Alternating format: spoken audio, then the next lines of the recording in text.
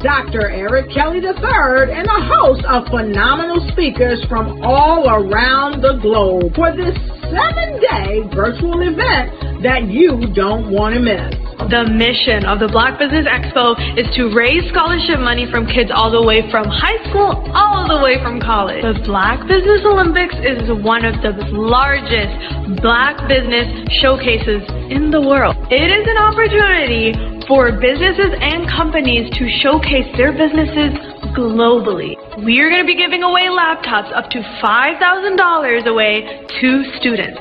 Again, I'm Olivia Appleberry, the founder of 2 Cents Finance and one of the speakers for the expo. I am so excited to see you there. For more info, go to www.blackbusinessexpousa.com or call 919-308-9090 and hope to see you there.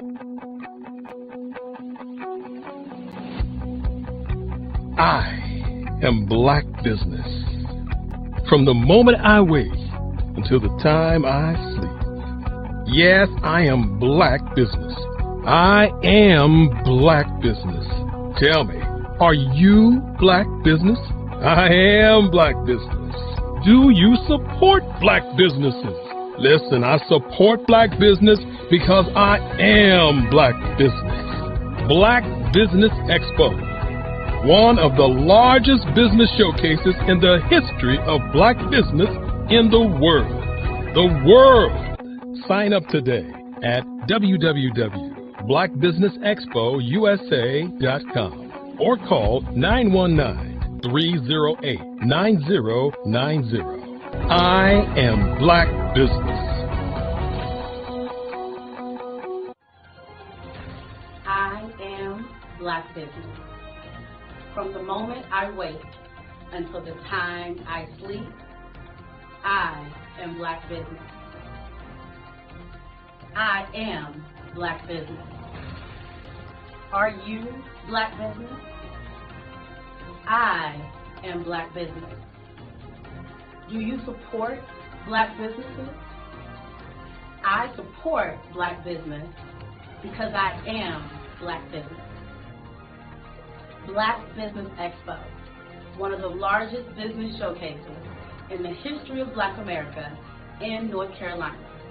Sign up today at www.blackbusinessexpousa.com or call 919-380-9090. I am Black Business. I am Black Business. From the moment I wake until the time I sleep, I am Black Business. I am Black Business. Are you Black Business? I am Black Business. Do you support Black businesses? I support Black business because I am Black Business. Black Business Expo, one of the largest business showcases in the history of Black America in North Carolina. Sign up today at www.blackbusinessexpousa.com or call 919-380-9090. I am Black Business. I am Black Business. From the moment I wake until the time I sleep, I am Black Business. I am Black Business. Are you Black Business? I am Black Business. Do you support Black businesses?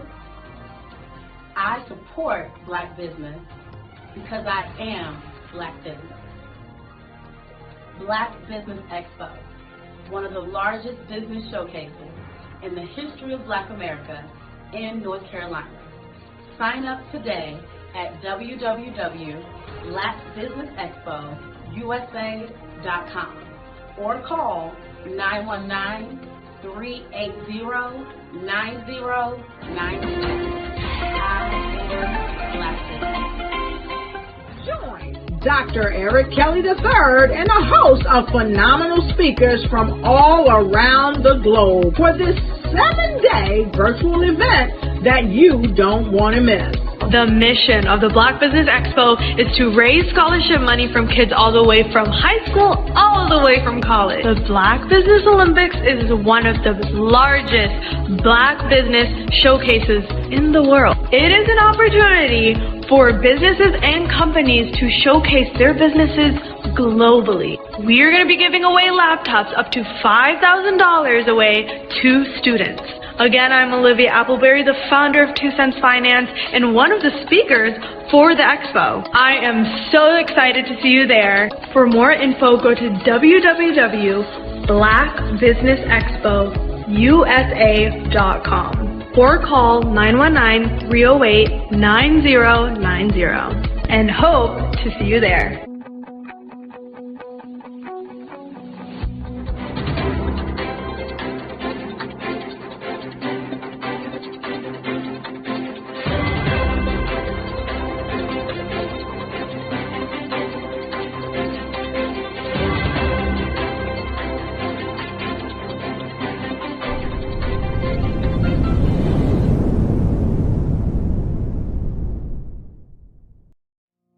Did you know that approximately 333.34 million businesses exist today, according to a report from 2021? And you may be one of those businesses, or maybe you're not in the business market yet, but you're aspiring to be a business owner. Well, guess what? You're in the right place at the right time. Because let's face it, everything is about timing and opportunity. Hi, my name is Dr. Lotus Richey, and I'm the CEO and founder of the Lotus Richey Coaching and Consulting LLC, along with the Lotus Richey Ignite Show. 15 minutes of success with Dr. Lotus Richey, as well as books to boom your business and bring who you are. And today, I want to bring this amazing message to you about the Black Business Network and the Black Business Olympics. See, the Black Business Network and the Black Business Olympics is designed to help people just like you, that's right, that look like me, to take their business to the next level. Not just in your front yard or your backyard, but globally. The Black Business Network and Black Business Olympics is designed not to just help you survive, but to help you thrive. So join us today as we come together with businesses all around the world to support our students, our children, our young teens, our young entrepreneurs. What we do is we come together to help raise funds for students who are aspiring to be business entrepreneurs, who are aspiring and who are thriving in college. We endow them with a wonderful opportunity to gain scholarship of either a laptop or several thousands of dollars. And we invite you to help be a contributor to this amazing opportunity to help someone that looks just like you. So join us today at our website and let us connect with you and help you ignite and take flight in every area of your life on the Black Business Network and the Black Business Olympics. I'll see you on the other side.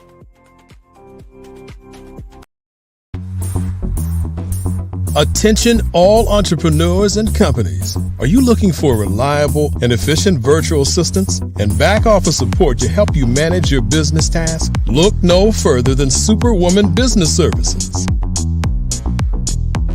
Our team of virtual assistants provides a full range of administrative support services, including operations management, social media marketing, and much more.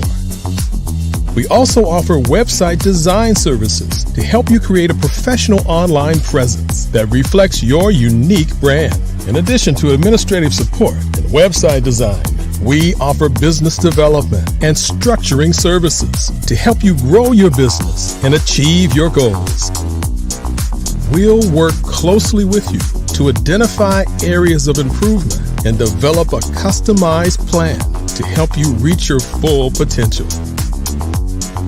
At Superwoman Business Services, we understand that running a business can be overwhelming and time-consuming.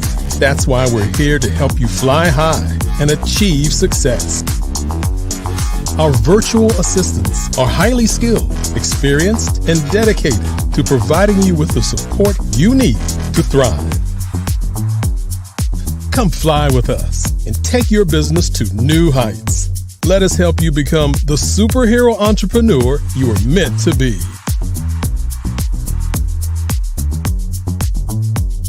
Contact Superwoman Business Services today to learn more about our back office support services. Come fly with. This is Dr. Arnold T. Petsworth. Yes, that's his given name. No, don't look into it. He's the owner of Petsworth Vet World, a veterinary clinic in Hopton, Connecticut. His patients include dog, cat, turtle, cat, turtle, frog, hamster, fish, Goldie? dog, and this alpaca. Due to doctor-patient confidentiality, we can't tell you their names. Business at Vet World was steady, and then quarantine hit. Neighbors on every lane, drive, and even a few cul-de-sacs brought new four-legged friends into their homes. Bunnies. Bunnies. You guys are so cute. Bunnies. You are so cute. Bunnies. You're so cute. Bunnies everywhere. A lifelong lover of Laporte, Dr. Petsworth welcomed these new patients with open arms. Hi, how you doing? How is she? Did you meet Jackie? Jackie, Barbara, Jackie? This is Betsy. The only problem? Okay. There were more appointments than he could manage. Yes, I'm gonna get to you. Give me a second. We're gonna get you in real soon. Don't worry, all right? And then...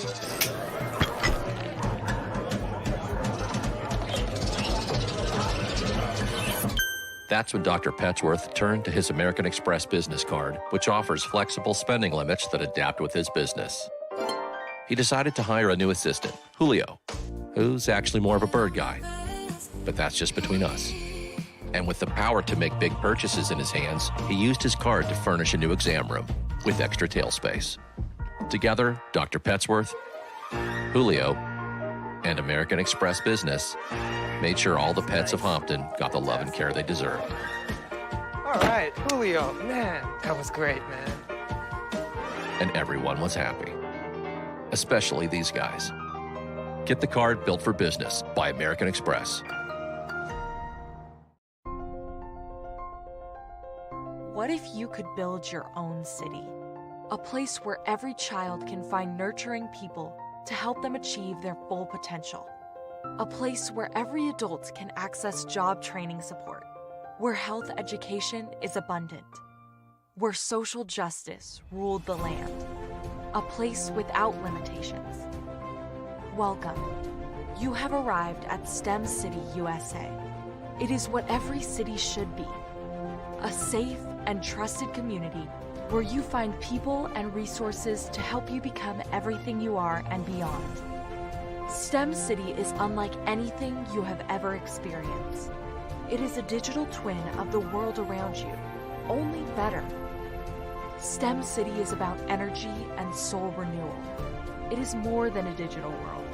You can almost feel the power of live cultural events, music, and theater. STEM City promises a better future for children with caring mentors and hands-on activities with dedicated tutors to support our youth. STEM City is your passport to a healthy lifestyle with weekly events addressing our community's many issues. STEM City is your financial well-being with helpful information on wealth management, career advancement, job training, and so much more. STEM City is the community you deserve. It is the city where your dreams can come true.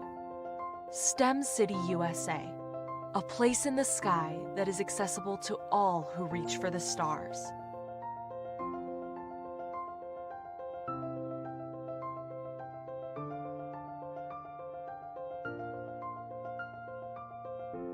Absolutely. So our coaching program help people that have the lack of time, that lack strategies, and lack the confidence to go after their dream life. So we help them implement tools. We help them implement, I love to leave the inherited lack of finances or the education behind finances.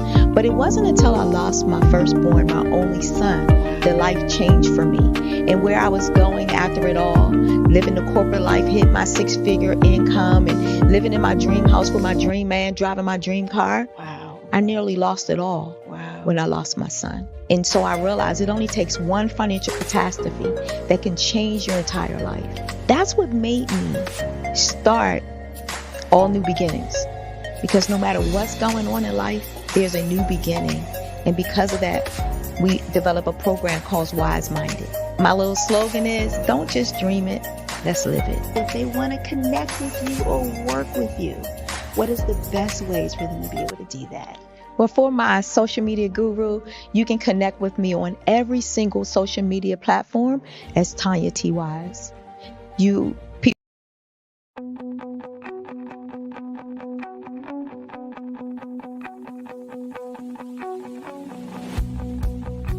I am Black business. From the moment I wake until the time I sleep. Yes, I am Black business. I am Black business. Tell me, are you Black business? I am Black business. Do you support Black businesses? Listen, I support Black business because I am Black business. Black Business Expo, one of the largest business showcases in the history of Black business in the world. The world! Sign up today at www.blackbusinessexpousa.com or call 919-308-9090. I am Black business.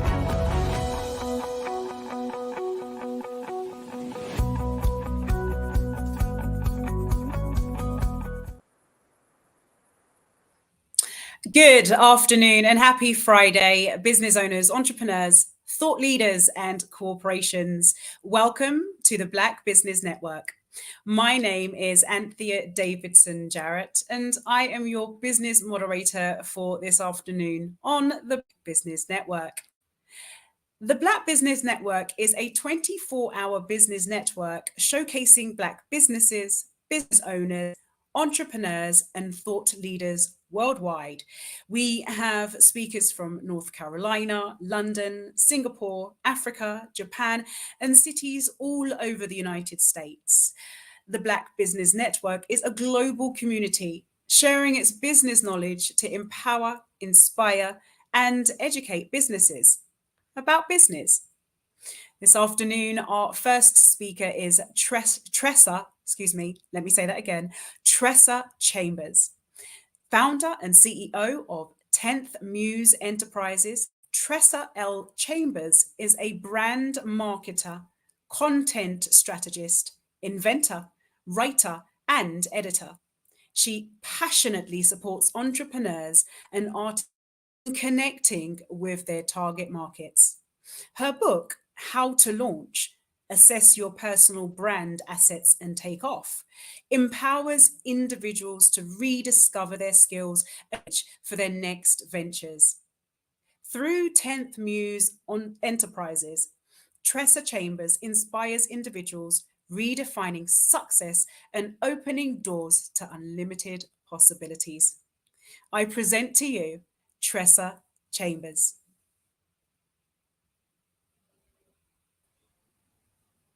Hello, Anthea. How are you this afternoon? I'm wonderful, thanks. I'm Teresa. Actually, it's Teresa Chambers. A lot of people make that mistake, but my apologies, Teresa. I do apologize. Oh, that's fine. And I'm coming to you today from Dallas, Texas. So very excited to see you and to be a part of the Black Business Expo. So thank you for having me. So the reason I joined the Black Business Olympics today is really because I wanted to focus on the work that I'm doing specifically regarding publishing consulting. So that's one of the group of services that I offer through 10th Muse Enterprises. And publishing consulting can mean a broad range of things. So I want to clarify that a little bit. And then I'm going to invite one of my colleagues on who's also an author to tell you about her experience. So what is publishing consulting? It can range from helping develop a book idea, coaching through the process, all the way through getting the book published, identifying the right publisher, deciding if you want to get your book traditionally published and walking you through that process, or making a decision if you want to do self-publish your book and helping through that process, and even selecting the right publisher for yourself and understanding what to expect in the process, what kinds of services that self-publishers help you with, because self-publishing really means that you are owning and managing the process. So some people will go all the way to setting up a publishing imprint and creating their own book and going through that whole production process, while others will hire a company that does the production aspect of it, but it's self-published because the author is also paying for the production of the book and the associated services. So I will help authors understand that process. And then beyond that, helping launch the book, which is tied to my services as well in the book topic that Anthea mentioned, how to launch 9 lessons to help your ideas take off. And that includes launching books. And then beyond the launch, helping to really elevate the author and the brand, driving those book sales. My approach is through business strategies, business to business strategies, which means that I help authors get their books sold in quantity as opposed to selling one by one. And the ultimate goal for me is to work with authors who are also thought leaders and are influencing the community and our society in significant ways. And so today, one of the people that I want to bring on is someone who is a thought leader, a disruptor, and an author who recently published her book. And I want to bring her on stage to tell you a little bit more about that. Her name is Bettina Bird-Giles, and her company is The Bird's Nest. So she's a consultant, a coach, and an author. So let's bring her on and introduce her to the world. Hi, Bettina. Great to see you. Great to see you. Good morning for those of you who are still in a time zone where it's morning. Right, where it's still morning, yes. And so, Bettina, I started to talk a little bit about your book, but I'd love for you to introduce yourself to this audience and tell them about who you are, what you do, and why you wrote your book. Well, I'm Bettina Bird-Giles. I am a professional interculturalist and health equity expert and career coach.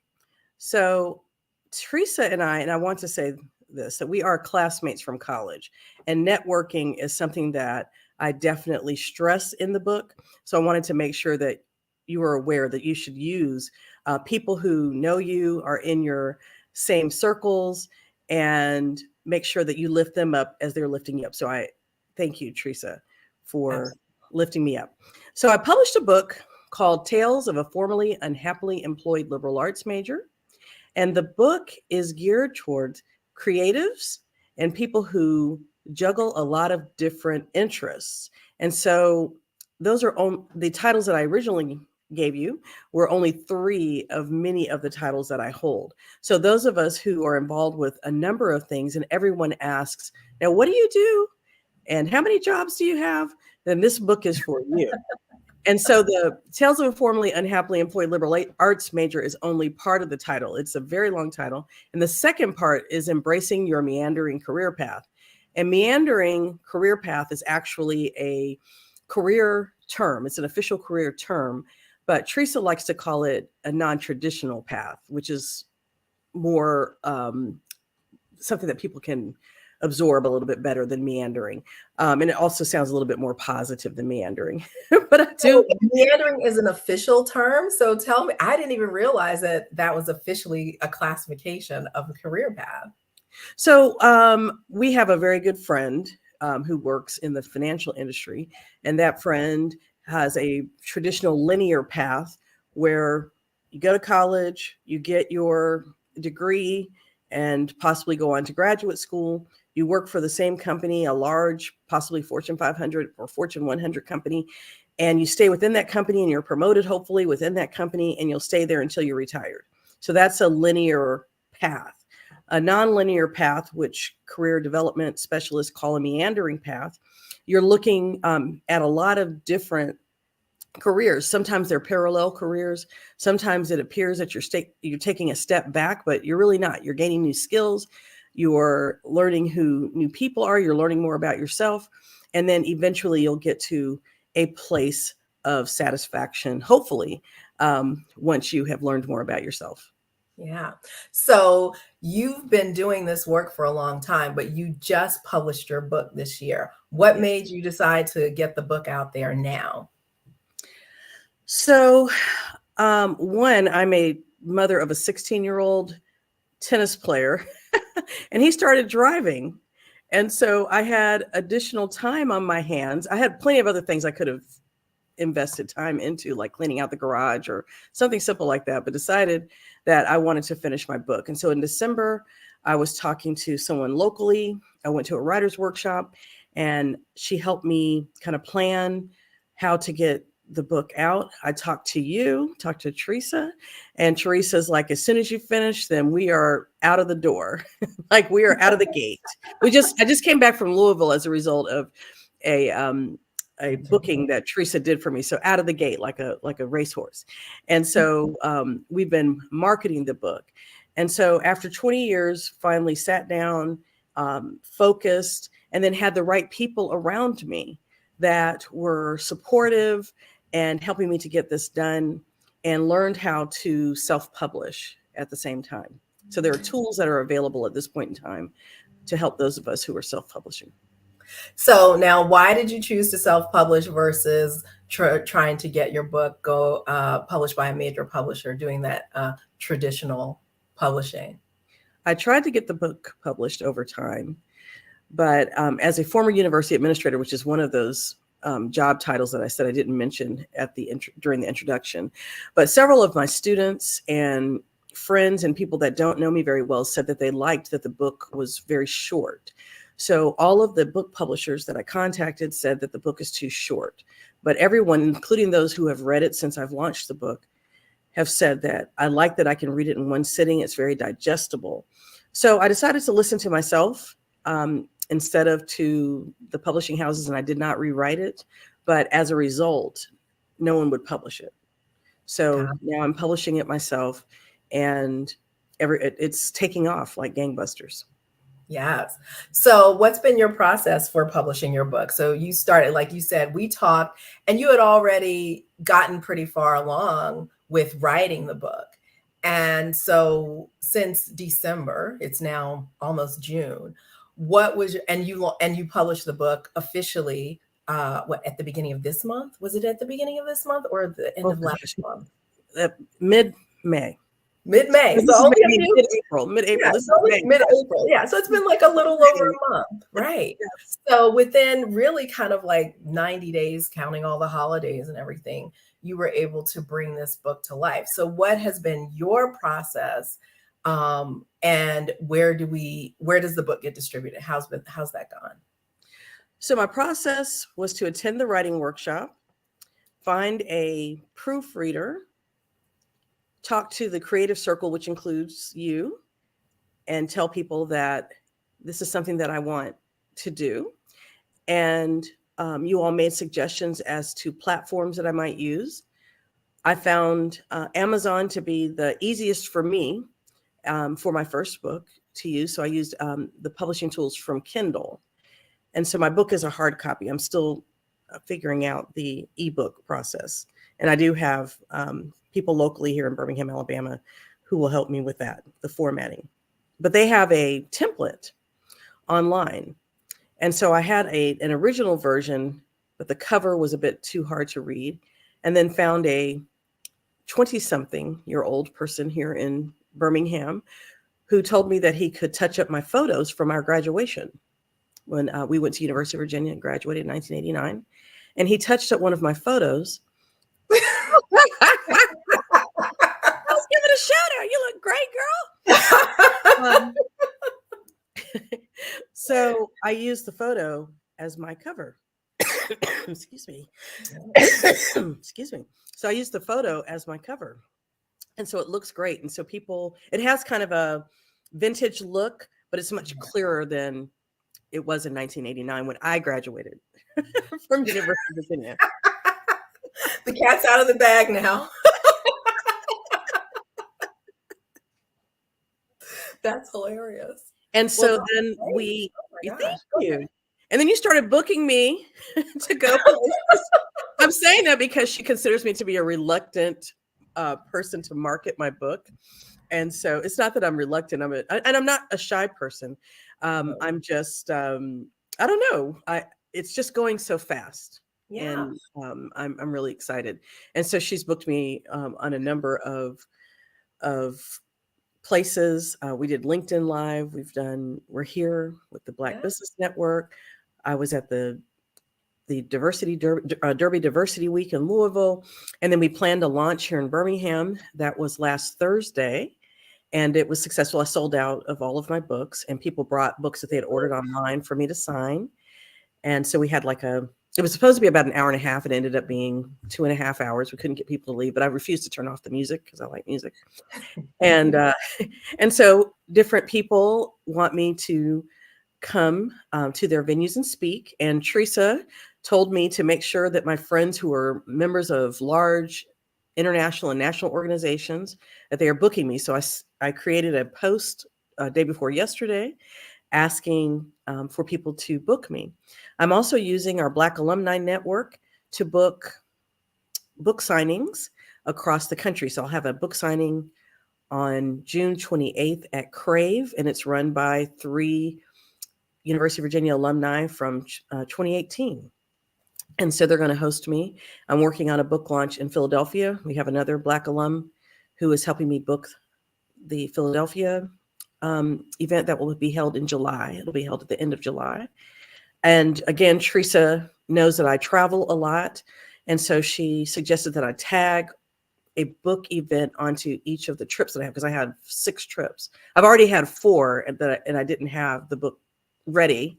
And so I have another 6 trips to go between now and December. So I'm staying an extra day or holding events in the evening after my consulting work is done, or my fellowship meetings, my disruptor fellowship meetings. When they're over, then I'm meeting people for dinner or happy hour and suggesting that we have a book signing. And everybody has been really helpful, and it has been a favorable activity. So I'm really happy. So let's go back to what you said about like being reluctant. I don't know if you were truly reluctant, but maybe you hadn't thought about it. And what happens with a lot of authors is that they're so focused on getting the book published that they don't make a plan. So I always like to ask, though, what is it that you expected to happen when you published the book? Because a lot of authors have been disappointed with their sales when they publish a book, whether it's self-published or traditionally published, because of course people dream of getting on the bestseller list. There's a strategy for that, but there are also dollars that go behind that. And then there's the notion of, I think that people just automatically think that when their book comes out, everybody's going to know about it. And there's no plan put in place to really promote and market it. What were your thoughts when you had considered publishing your book? What were you expecting to happen? And what were you thinking that you would have to do? Because I have put you to work. You have put me to work. I'm working hard for the money. I just saw the Donna Summer documentary. I work hard for the money. But I do have it's not, I don't want to say that it's not hard because we're putting in a lot of effort, but you've made it easier by saying, well, just tag on an evening to your trip, Mhm. as opposed to me having to plan a whole bunch of things. So our plan that we put together was to incorporate book events into things I'm already doing. Yes. And we launched here in my hometown. Yes. And to just contact people that I know and ask them to invite me to speak and to purchase books that will be given out to the audience. And my expectation really was that it was a bucket list activity and I would just have this book sitting here and we would be in conversation. And I was like, oh, I wrote a book about that. And I'll hand you the book. But you gave me the will and the motivation to really go out there. And people who have read it feel that the information needs to be shared and that it's a bit unique in terms of a career development guide. And so I am trying to get it out there to people and recent graduates. Another thing that you've done is you're pitching to different newspaper outlets and asking for quotes, asking journalists if they would like a quote from me about what I'm doing. Not just about the book, but about my profession, my other professions, You're a subject matter expert. You're a thought leader in this space. And so most recently, we have the article placed where it published from on Indeed, right? The career guide for Indeed. So that was awesome to put your voice out there, because that's really something that a lot of people who are starting out, even though you have had a long career, but when you put that book out into the world, it really does create an opportunity for you to elevate your visibility and your brand in that regard. And so having a platform like Indeed.com, which gets distributed globally for people at all levels, to have your voice added to that platform can be transformational for the opportunities that you get. And you've gotten a lot of great opportunities already. I mean, I want you to talk a little bit more about this disruptor fellowship that you got, because that alone, I mean, Bettina, in the time that, we've been talking over these last several months, I hear about the things that you've done. You've shared so much about opportunities that you've had. And in this meandering career path, it has been, it doesn't seem as if you have had a lack of opportunity. And I think that that's something that a lot of people believe is going to happen if they step out, is that they're not going to have opportunities. It's not going to be fun. And my concern is always that people don't just quit a job to take on another job or two or three to replace it, doing things they don't really love. So tell me about some of the things that you've done, and tell me about this disruptor. I love it, the title and everything. So tell us about it. So one of my careers has included being an activist in a community. I worked for 10 years as a CEO of a clinic in a community in West Birmingham that is often neglected. So I ended up getting a fellowship through the Robert Wood Johnson Foundation for the work that I did along with 4 other people. And I was the representative that went to that fellowship. And then that fellowship ended in 2019. And so I applied for another fellowship to continue my work in a different way. So it's more of my advocation. And so I am continuing to support the community in a different way, though I'm not physically located in the community any longer. And so this fellowship is actually trying to help us rest. They want to make sure that we are radically resting, because people who work in communities of color specifically that might have a high number of people who are very low income, then you're fighting an uphill battle with a number of different resource or lack of resources, and fighting against a number of different obstacles all at the same time. So they're trying to help us learn to rest and learn to take care of ourselves. But we are also creating a network of individuals that can help us, that, hey, this person has this resource. Hey, that person has that resource. And we're not out there alone.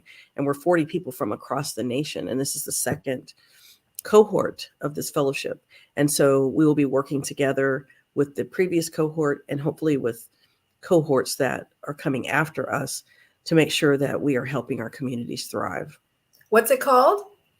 It's called the Dehumanization Disruptor Fellowship through Forward Promise, which is Forward Promise is located in Huntsville, Alabama, but it was started by the brother of Brian Stevenson, if you've heard of the EJI, which is the Equal Justice Initiative located in Montgomery, Alabama, which is being supported by stars like Serena Williams and Oprah. So you may have seen information about Brian Stevenson on Oprah, but his brother started this fellowship and his love is working with youth.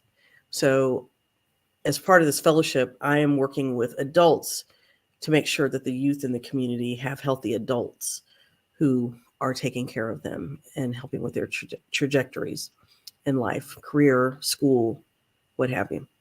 That's fantastic. I love that. Oh my gosh. I mean, you were talking about the health conditions and the disparities, and that calls back to my work I was doing most recently a year ago, addressing the social determinants of health, right? So making that connection. And I am a big advocate of resting. Sleep is like one of my favorite activities. So I'm here for that anytime. And definitely in our community, in the Black community, it is something that we have definitely a deficit in, because we always work so hard and we are always encouraged to do more, driven to do twice as much and just keep hustling. And the hustle culture is something that we absolutely has been to our detriment in a lot of ways. As much as we are able to achieve, there's also, it does take a toll on all of us. So I'm glad for that work. I'm excited to see the outputs of that, your fellowship. But you've done some other cool things too that have informed what you ultimately published in your book. So tell me about one of the experiences that you've had in your book, that you write about in your book, that kind of have, either led you to pivot or have, or just gave you some additional insight that put you on this path to have these great opportunities. I want to first say, living within my means, keeping credit card debt low or at zero if possible, and using cash, which is really hard for people, created a way to have freedom to move about. And so if you can live within your means, if you can go without certain things, then it helps you to be free to move. And so often the fear of moving is because people feel that they'll lose whatever resources they have, or they won't be able to pay their bills. So if there's a way, when I was about to get married, my husband and I decided to make sure that all the store credit cards were paid off before the wedding. And so and our wedding was only $2,500, but I know that's almost impossible because most people's dresses cost that much. So I don't talk about that specifically in the book, but in the next book, I think I need to talk about how do you kind of manage your debt. That's a big thing, especially for people coming out of college now.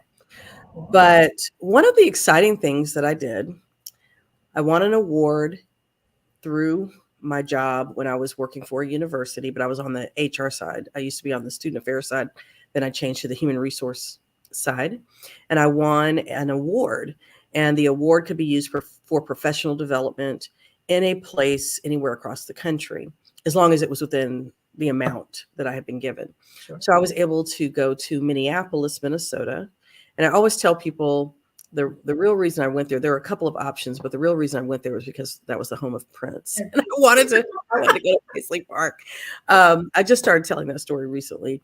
Because I could have gone to a couple of different places, but I was like, I think I'll go to Minneapolis. And I had a really good friend from Birmingham that lived in Minneapolis, and everything just kind of worked out. And I found out she wasn't a Prince fan, and she didn't know where Prince lived. And so I was like, oh my God, I made it all the way here. So we had to track down people that knew where Prince lived. And I did make it to the house.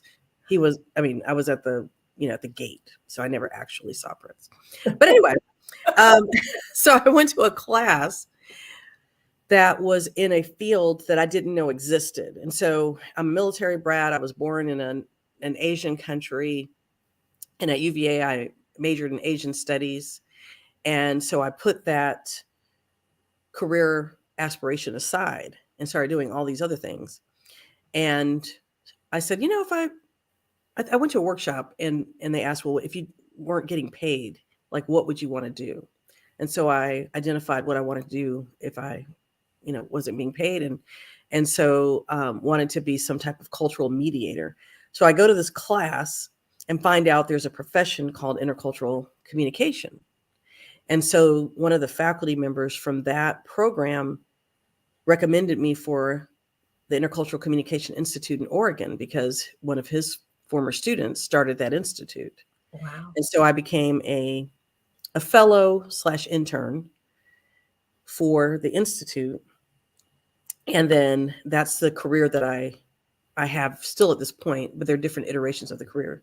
I became a healthcare specialist in that area because of living in Birmingham. So the person who started the institute, when she found out that I was coming from Birmingham, she's like, okay, well, hospitals and healthcare is your business. And if you want to survive, and have this career, then you need to make sure that you make yourself or design your career so that you're indispensable. And so I've focused in healthcare, although on the side, I would do the things that I really love to do. And then there were iterations of, starting with cultural competency.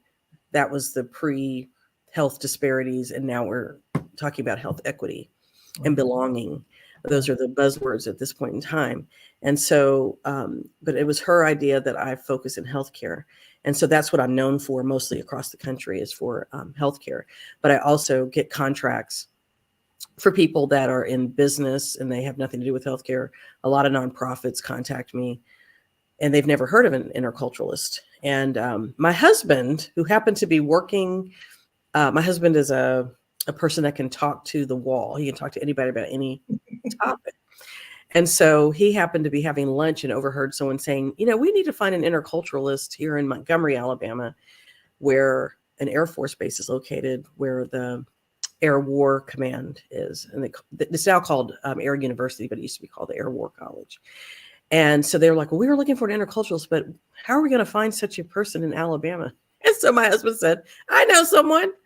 And so he's always looking at, he's always on the hustle. Awesome. That my wife needs to be paid. And so I had a 9-month defense contract with Air University, and they sent me for additional training. And so they trained me to also become an administrator for the Intercultural Development Inventory. And so I can actually, like when people give the Myers-Briggs or things like that, we have an intercultural inventory that I am licensed to give to people. Got it. Wow. Yes. Awesome. So taking advantage of those opportunities everywhere you go. I'm like, what are you leaving with? Yeah, it's only a 9-month contract. It was a very lucrative 9-month contract. Good. And then they sent me, it's like a gift that keeps on giving, because they sent me all expenses paid to get this license. And I renew it. I pay for renewals or whatever. But that's something that they gave me. And I also have that, the name of the defense contractor on my resume. That is fantastic. Yeah. I love that idea of, asking that question, what would you love to do if you could do anything? And for me, it is one, talking to smart people and having thoughtful conversations. So I get to do that all the time. And also, publishing has been something that I have loved from the time I learned how to read when I was 3 years old and spent most of my childhood in the libraries, all the way through working. I've touched like every aspect of the publishing industry too, starting out in journalism at Time and working at Reader's Digest, doing integrated marketing, and then doing some book consulting. Ultimately, I got my master's degree in publishing because it's something I love. But what's really interesting in my meandering is that I've been in and out of the publishing industry several times, and I always come back to it in some way. I worked in the licensing aspect. I worked on Goosebumps books, doing licensing for Goosebumps books for a while, which the licensing industry is very, very unique and a great opportunity for authors and other creators if they were aware of it. And one of the things that I have observed is that we don't have a presence as Black people. We don't have a lot of a presence in the licensing industry. And so that's an opportunity for me, I see, to change. And, you know, my path has been kind of like starting things, which is why I wrote my book, How to Launch, right? Because I've launched a lot of things. I've launched brands, I've launched departments, I've launched products, I've launched new initiatives. That's just kind of my through line. And I love helping people start stuff. I understand like the front loading of the work when you're launching a coach, all that stuff in the beginning. And yes, the coaching, it's very interesting. Yes, the coaching. Yeah, I think I just can't get away from it. So it's just something that because I understand the through line, I understand all of the different aspects and what it takes. And I'm an experimenter. I try things and I fail and succeed, right? Because that's what, you know, the journey of life is. And I think that those of us who have these meandering careers do better if we accept that everything isn't going to be perfect and that, you know, we're thinking long term in terms of having a long life and what all the opportunities are. But there may be times where we are taking a 9-month contract, or we are doing something for a couple of weeks, or a 90-day project. I think there's a lot of transformation that happens in our lives, but being willing to go on that journey, knowing if you're equipped with a solid foundational education, whether that's, you know, completing a college degree. Some people will finish high school and have knowledge and skills and acquire other skills so that they can go on. Having that foundation, whatever it is really important. And then building the network, like you said, having the network is critical, and having multiple networks and always being willing to be open to connect with people and to support others as well as give it, you know, as taking. So you got to give as well as take, make yourself available, and not be so strict in terms of what you have defined yourself to be, what your experience is, what you can offer to the world. Because I'm sure you didn't wake up, obviously you said you didn't wake up one day and say, I want to be in intercultural communications. And a lot of, as we've seen over the past, in this century alone, you see how roles have changed, jobs, titles have changed, and the needs of the marketplace have changed too. So what we envisioned that we would be doing, you know, when we graduated from college all those years ago, a lot of those things are not even as relevant today. And the opportunities have changed, but we can all contribute. So I wanted to wrap up by asking you to share with people where they can find your book and how they can reach out to you, Bettina.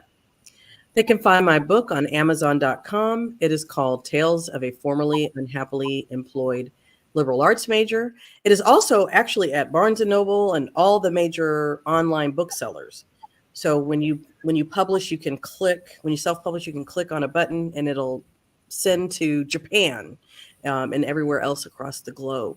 And so you can find me at bettina@alumni.virginia.edu.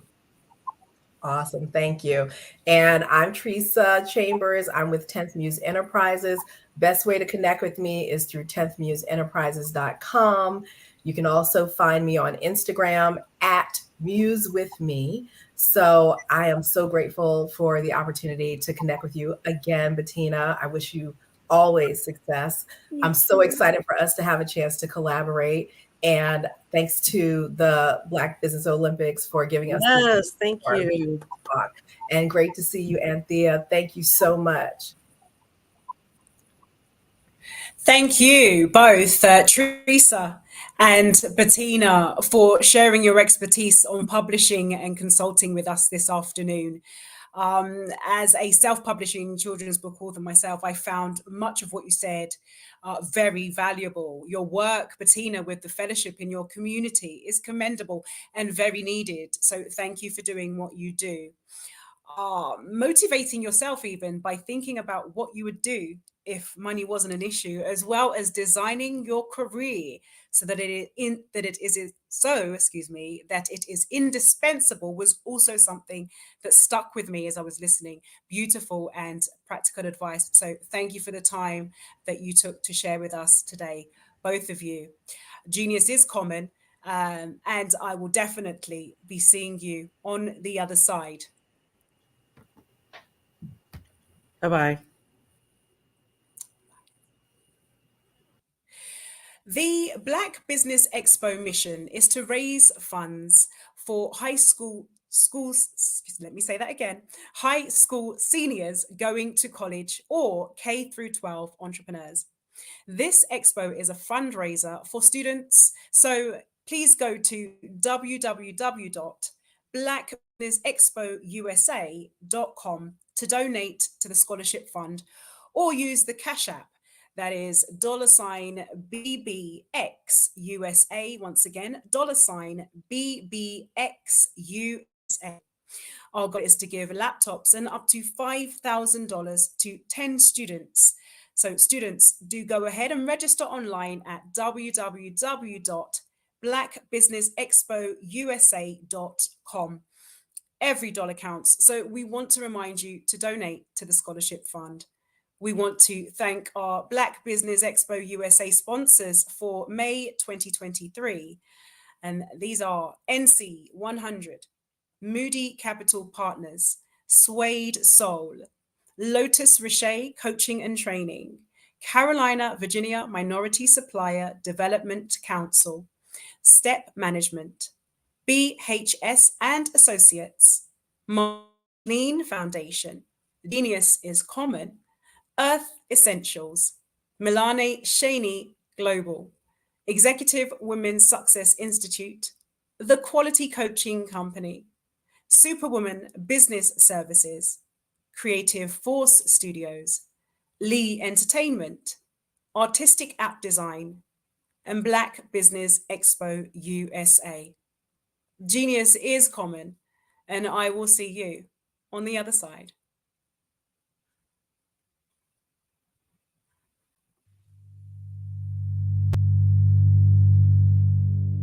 So what we have to do is when we get in a spot, we need to create some spots for us. That's the main thing. We need to be able to be in a position where we're able to create those spots for us. For me, being an entrepreneur, I'm not just going to get a business and then leave you sitting high and dry. If you ask me some questions about entrepreneurship, I'm going to give you as much as I received. I've seen people who made it, and then when you ask them, it's like, okay, now you have to pay me for the information, the same information I got for free. We probably in totally different cities. There's no way that we're going to bump heads or anything. We're not competing. Bring me up with you. And so I just think that whatever education that I have, then I need to be able to give that to my own as well. So create the spots. You can create the spots when you get there.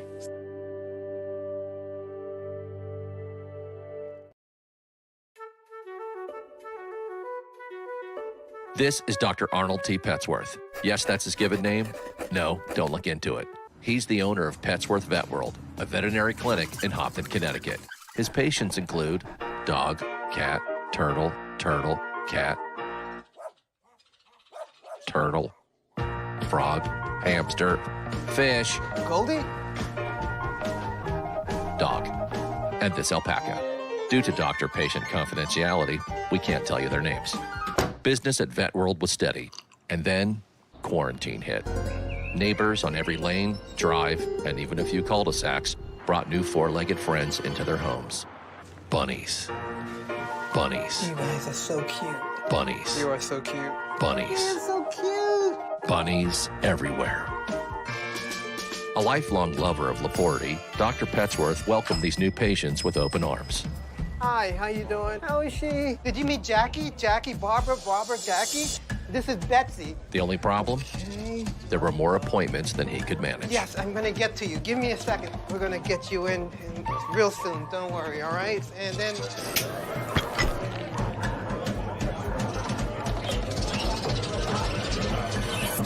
That's when Dr. Petsworth turned to his American Express business card, which offers flexible spending limits that adapt with his business.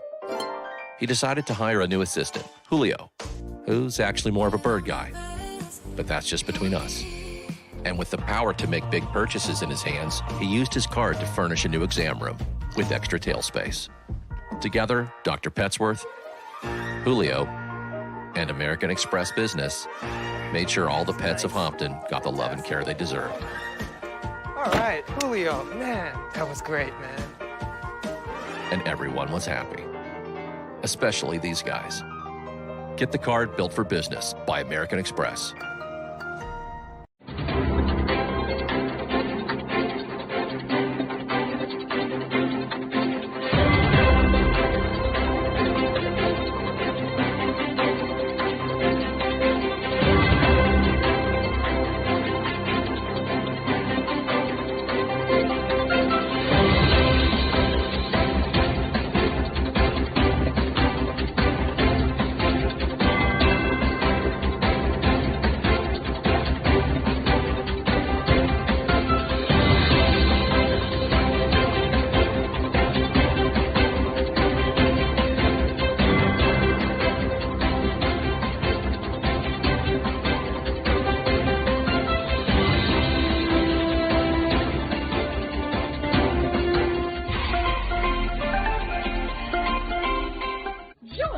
Dr. Eric Kelly III and a host of phenomenal speakers from all around the globe for this 7-day virtual event that you don't want to miss. The mission of the Black Business Expo is to raise scholarship money from kids all the way from high school, all the way from college. The Black Business Olympics is one of the largest Black business showcases in the world. It is an opportunity for businesses and companies to showcase their businesses globally. We are going to be giving away laptops up to $5,000 away to students. Again, I'm Olivia Appleberry, the founder of 2 Cents Finance and one of the speakers for the expo. I am so excited to see you there. For more info, go to www.blackbusinessexpousa.com or call 919-308-9090 and hope to see you there. I am Black business. From the moment I wake until the time I sleep. Yes, I am Black business. I am Black business. Tell me, are you Black business? I am Black business. Do you support Black businesses?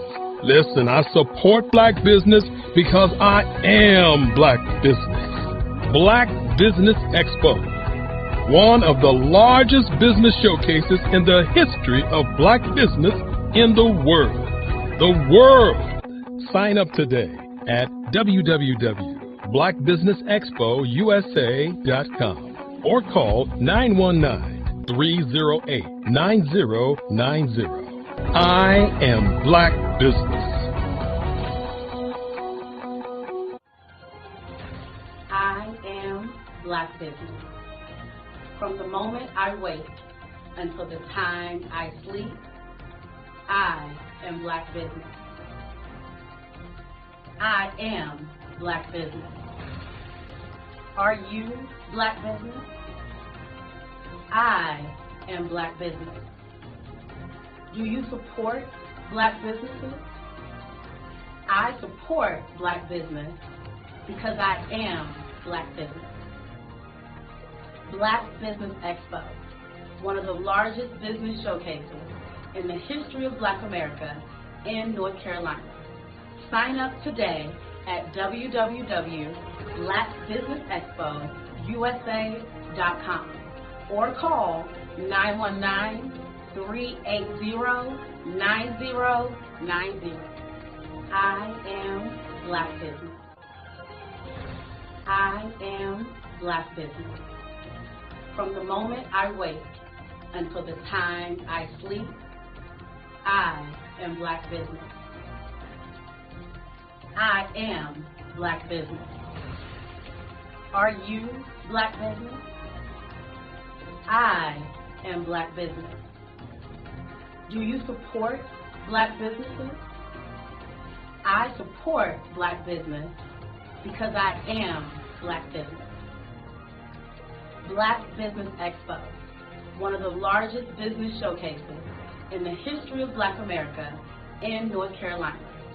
Sign up today at www.blackbusinessexpousa.com or call 919-380-9090.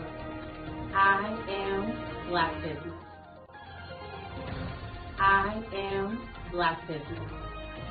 From the moment I wake until the time I sleep, I am Black business.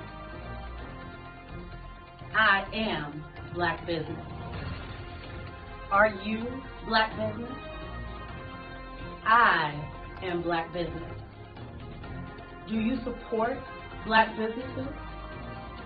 I support Black business because I am Black business. Black Business Expo, one of the largest business showcases in the history of Black America in North Carolina. Sign up today at www.blackbusinessexpousa.com or call 919-380-9090. I am Black business. Join Dr. Eric Kelly III and a host of phenomenal speakers from all around the globe for this 7-day virtual event that you don't want to miss. The mission of the Black Business Expo is to raise scholarship money from kids all the way from high school, all the way from college. The Black Business Olympics is one of the largest Black business showcases in the world. It is an opportunity for businesses and companies to showcase their businesses globally. We are going to be giving away laptops up to $5,000 away to students. Again, I'm Olivia Appleberry, the founder of 2 Cents Finance and one of the speakers for the expo. I am so excited to see you there. For more info, go to www.blackbusinessexpousa.com or call 919-308-9090 and hope to see you there.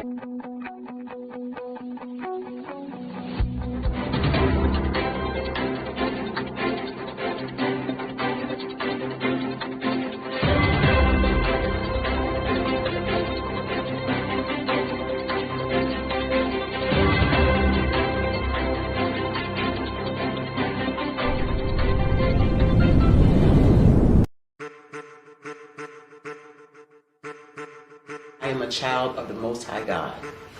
He has gifted me in ways that I could not even imagine and didn't know.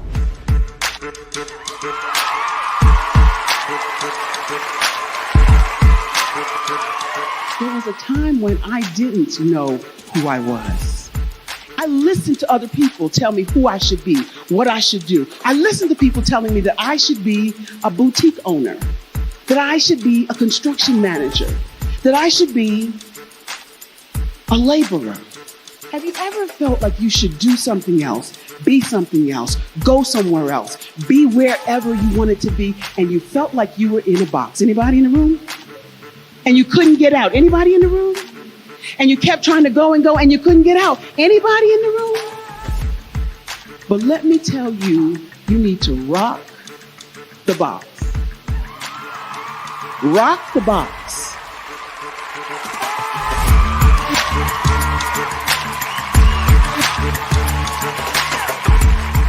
I am engaging, inspiring, and empowering.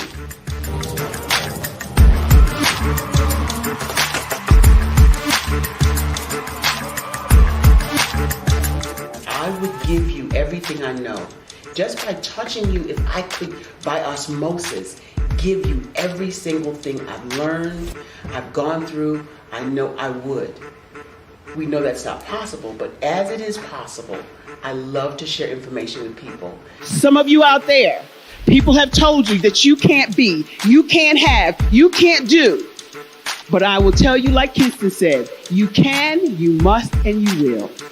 If it's to be, it's going to be me. You got to say it. If it's to be, it's going to be. If it's to be, it's going to be. If it's to be, it's going to be.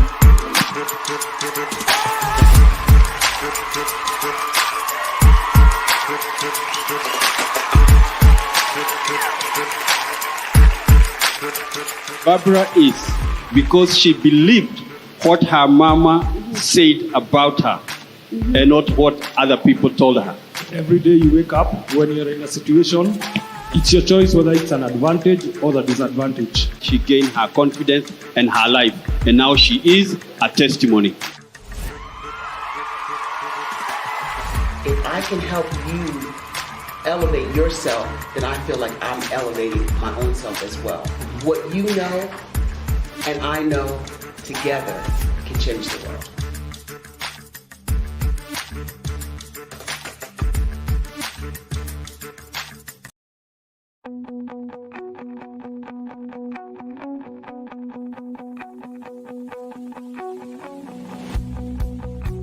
I am Black business.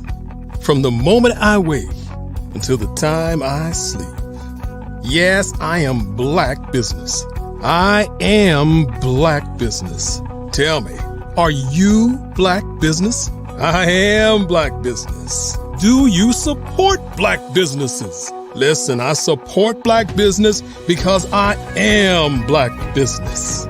Black Business Expo, one of the largest business showcases in the history of Black business in the world. The world! Sign up today at www.blackbusinessexpousa.com or call 919-308-9090. I am Black business.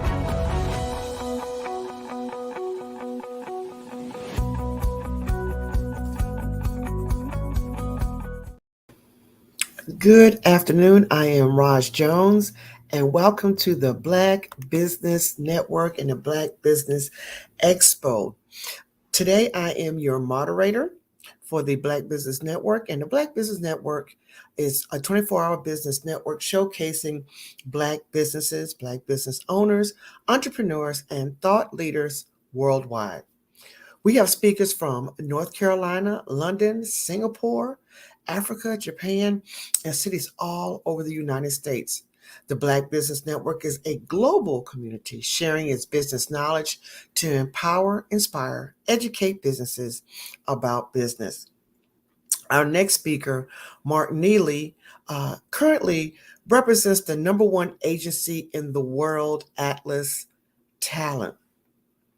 Mark Neely is a voice artist who has won parts in films, commercials, national voice ads, and print work. He is the brand voice for Huggies and has been featured in recurring soap opera roles. In addition to his extensive list of jobs with corporate America, Mark has worked as extras for Matrix, Revolution, Zion, Scenes in San Francisco. He is an actor and coach focused on others develop and grow their acting careers. So I introduce to some and I present to others, Mr. Mark Neely. Dr. Jones, I'm gonna call you Dr. Jones or Miss Jones, Miss Roz Jones. Thank you. I accept any way you take it. Thank you, sir. Thank you for coming with us. And once again, Genius is coming, and I'll see you on the other side. Very good. Thank you very much. Yes, sir. You know, we need to update that introduction. The voice of Black Business Expo. I heard my voice a few minutes ago. So very good. Yeah, that was me. And I actually, but last time I was here, I forgot to mention that, but I'm so honored to be here and do some things with Dr. Kelly, who's become a great friend. And a lot of the people here on the network who have made presentations have become clients, have become friends. Just what it says, Black Business Network. And that's how business is done, through relationship, through people needing something. and you providing it. But that is one of my highest honors, to hear my voice do that. And actually, last time I forgot to mention that, and it's something we worked on, and it's just real. It's just feeling what I do about this network and Dr. Kelly and the people that are here, and we get to represent and talk about and what's going on. So today, what I wanted to really cover is something that not a lot of people know how to do or have an inkling they might want to, an interest in. What I do, the voice-over world. How does it work? How do you get into it? What does it take? What should you be doing to advance yourself? And people think if I have a great voice, my neighbor told me I speak this way, I have a good deep voice or whatever. It's not totally all about that. And that's what I want to share. It's about how to get in it. And if you become the person that can get representation, is an actor, has what you see here, a place to do it, a studio, or even just a closet. And we'll go through all that. But I just wanted to share my background, where I came from, and how I got into this, and what you can do if you're interested. There was a commercial that came on with a doctor. That's the kind of thing, and there was a guy telling the story. That's what I do every day. I'm telling stories in 6 seconds, 15 seconds, 30 seconds, a minute, or entire audiobook. There's so many different ways to do this work, but this is a business, and it's a profession. And just like a doctor or attorney, you need to learn how it's done. You just don't jump in and say, okay, how can I got a voice, I got a microphone, let's go. It can take years at sometimes, and most times it does. It's a journey. It's not a fast track, but you do need relationships. So for those of you who are interested, either to do this or to help, or to find people to help you do commercials, every single business needs voiceover in some way, from your voiceover message, hello, this is who I am, reach me. That's the first thing people hear. If you're not communicating properly, or in a way that they can understand what you do, or you can sound proud of what you're selling or representing, you're going to have a good chance not to get them to come back, or you're going to lose them. So the first thing you do is communicate what you do, and communicate to others what you can provide them. If you're not doing that in the proper way, you have a good chance of not having your business completed with them. So either you can do it, if you have the capability to learn how, or have someone like myself do it for you, either through your messages at your business, or a big commercial, Super Bowl commercial that I've done before. So something like that. So it's just about making it happen. So let's go into it in a quick outline of how it's done. I got into voiceover in my mid years. I was a salesperson. I was in aerospace. I was in semiconductors. My first job out of college, Ohio State University, was at Dow Chemical. I worked in the oil field in Ohio. Who would have thought? But that's what I did. But I got to I found out there was no fence on the state line of Ohio, and I came to California. That's where I am right now. I'm in Los Angeles.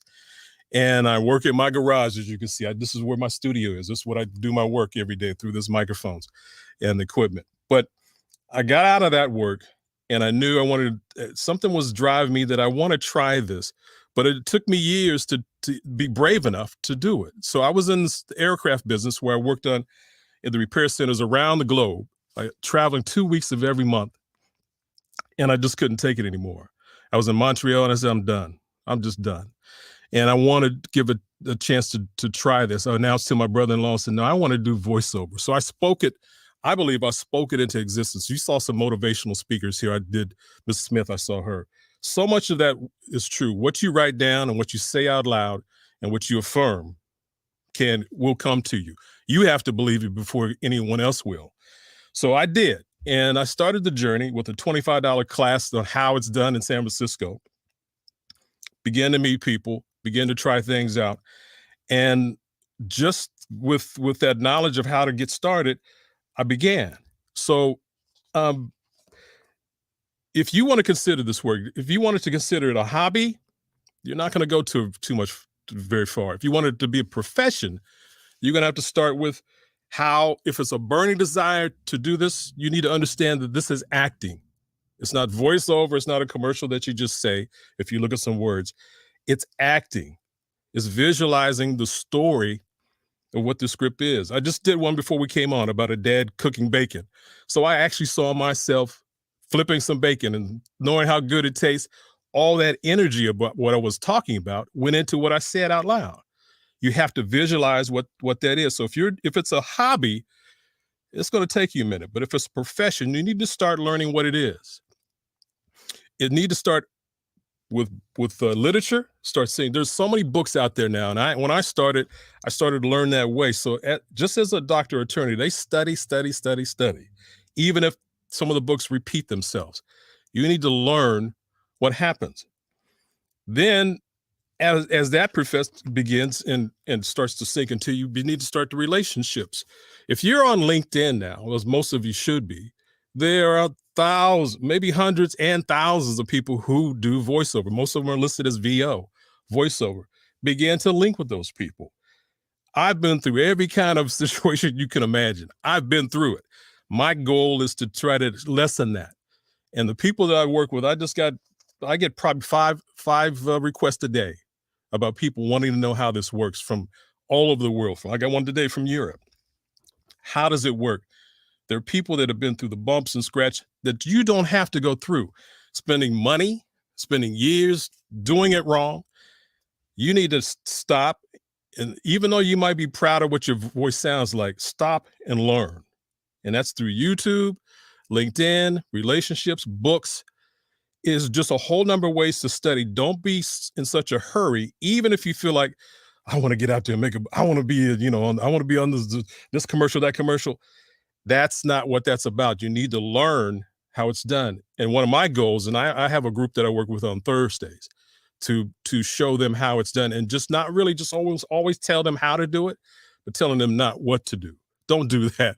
If you go down that alley, somebody's got a stick that could hurt you. And that's what I want to help people avoid, not doing it in a way where they're going to fail or spend a lot of time wasting time, which is what I did.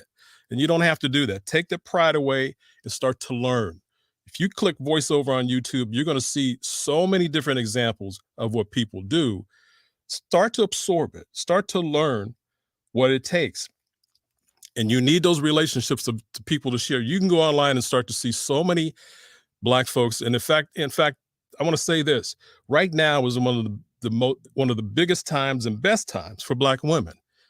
After George Floyd and after certain things, you've heard the last three stage announcers were Black women.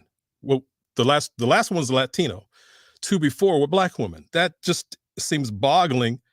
It boggles our mind at where we were just years previous, that it just was not even a possibility. But I think that was one of the things a lot of companies were aiming themselves to show that they weren't racist or they were inclusive, but there was an opening. Now you hear many more commercials that focus and use Black women. So this is the time. If you've got any kind of interest, you need to jump on it. So starting with learning, starting with understanding, begin to refine a relationship. The voiceover business is full of people who want to share.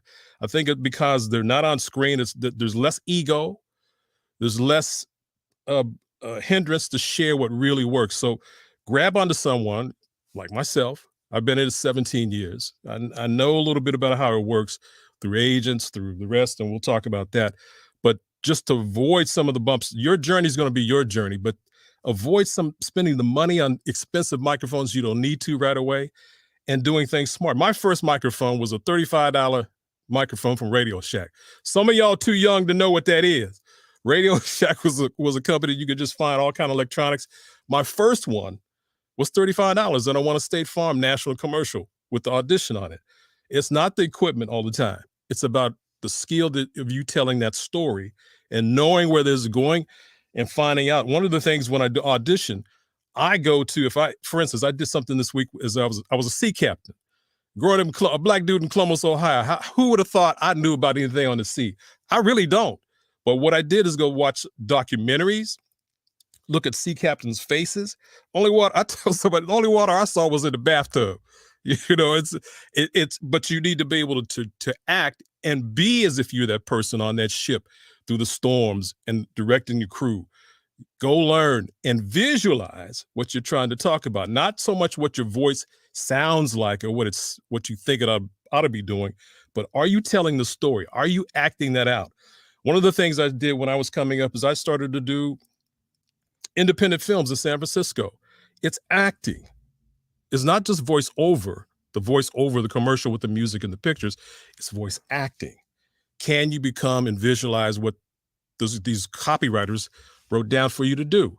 If it's a Cheerios commercial or if it's the doctor you just saw, can you be in that place and tell that story? So again, when you heard my voice say Black Business Expo, it wasn't so much that I was correct and sounding great and perfect and, what's that Darth Vader guy? I forget his name. James Earl Jones. I wasn't deep and shaking everything. I was just telling the story of what Dr. Kelly developed. What we're doing here with all the faces you see in the magazines and magazine covers that he puts up and what Black Business Network is about, telling the story of how great this is.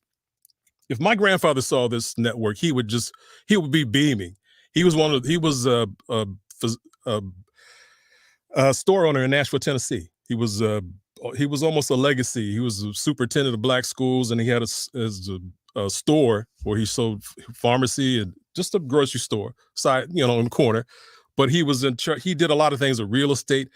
And in Nashville was like the Athens of the South. And he would be so proud of what Dr. Kelly's put together here. So use the people, which we have, use the people that you see, and then the network that's grown. And Black business comes from this. You are Black business, back to that. So I went from aircraft work to this, did some studying, started with little films, extras in films. I just knew I had a burning desire to do what this is about. There's so many different areas that you can get into. There are 1 million voice jobs every day around the world, either audiobooks, commercials, medical scripts, promo, movie trailer, animation. People want to do voices for cartoons and the rest. But most of it is just still telling the story, not creating some special squeaky, crazy voice. It's something where are you believable? Do people feel what you do when you do that, or what you're trying to describe? So from that, as you learn, the next phase you've got to really do and complete is start to find, as you begin to know what's going on. There are, as I'm doing, groups where you can go practice. Once you decide to do this, you're different. You got to you got to drop some of the slang. I mean, we can still be us, watching the game. It's, what's up? Hey, but I would suggest let's drop the, what I'm sayings. And what I would consider a virus right now, everybody wants to say right after every sentence, right? Right. We're different. As a voiceover person who represents, McDonald's is not going to put you on the air in front of hundreds of millions if you cannot communicate what you're trying to say. I don't have perfect speech, but they know I'm telling the story. They can hear it. They can understand it. So they trust me in front of literally the world. So if you decide to do this, you've got to begin to practice proper speech. And you don't need a script to be that person. When you wake up, let's communicate properly. I tell people to read the back of the cereal box, read the news. Well, we don't do much newspapers anymore. That's aging me. You go online and just say things out loud. The practice of this work begins right away once you choose to do that. So listening, finding out what goes on at these agencies. That's another thing I need to correct. My agent right now is CESD in Los Angeles, not Atlas. And there are websites which Dr. Kelly can show, or I can communicate if you reach out to me. I think my email and website things are up here, but I'll repeat them before we end. Each one of the best agencies has a list of demos of everybody that they represent. Part of your learning process is to go listen to those demos. I can play one of mine so you can hear it. I think some of you have, but most demos are a minute long, and you can hear, it's a demonstration of what you can do, what's possible with your voice, how you act, what you do. So I'm going to play my commercial demo, but the part of this learning process, as I'm talking about, as we get into it before you get an agent and the rest, is to go hear how it's done. Can you mimic it? Are you listening to them? And I used to do, once I heard another Mark Neal, another Black guy, I'd listen to him over and over and over. when I'm on my walks and the rest, and mimic them and learn how the music, this is music, how it works, how to say certain words, how to emphasize certain words. These are selling words. Just like if you're selling something, you want to emphasize something that is so meaningful that you don't want it forgotten. It can be as simple as say fast, fast, or slow, slow.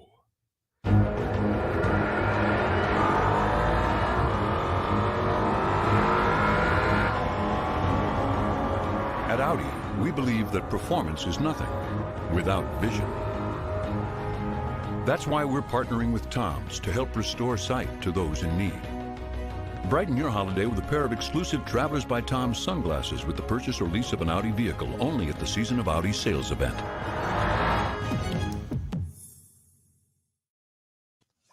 That was one of my acting commercials. Somebody punched the button for that. But let me play my actual voice here. So hang on. This is a commercial demo, which is one of the standards of what you need to do when you represent it. It's your vocal business card to not only find agents, but to let people. I've been hired just from this demo here. So take a listen. If I can make it play. Here we go. Baby, hi. We're so glad you're here. Welcome to Earth. Home to 8 billion humans who were also once babies. Huggies, we got you, baby. While you make your house a home, we'll make your home a nest. Nest. Welcome to the Helpful Home, the new species of soul. GT Line Turbo, X Line, and X Designer. Kia, give it everything. Down home, we call shrimp with cocktail sauce unfinished business. At Church's, seafood season comes down home with our new garlic butter shrimp platter. Hard work transcends all obstacles. We are united through the grind to train harder, go faster, be healthier. Under Armour. You know what? It's time to show your bank who's boss of your money.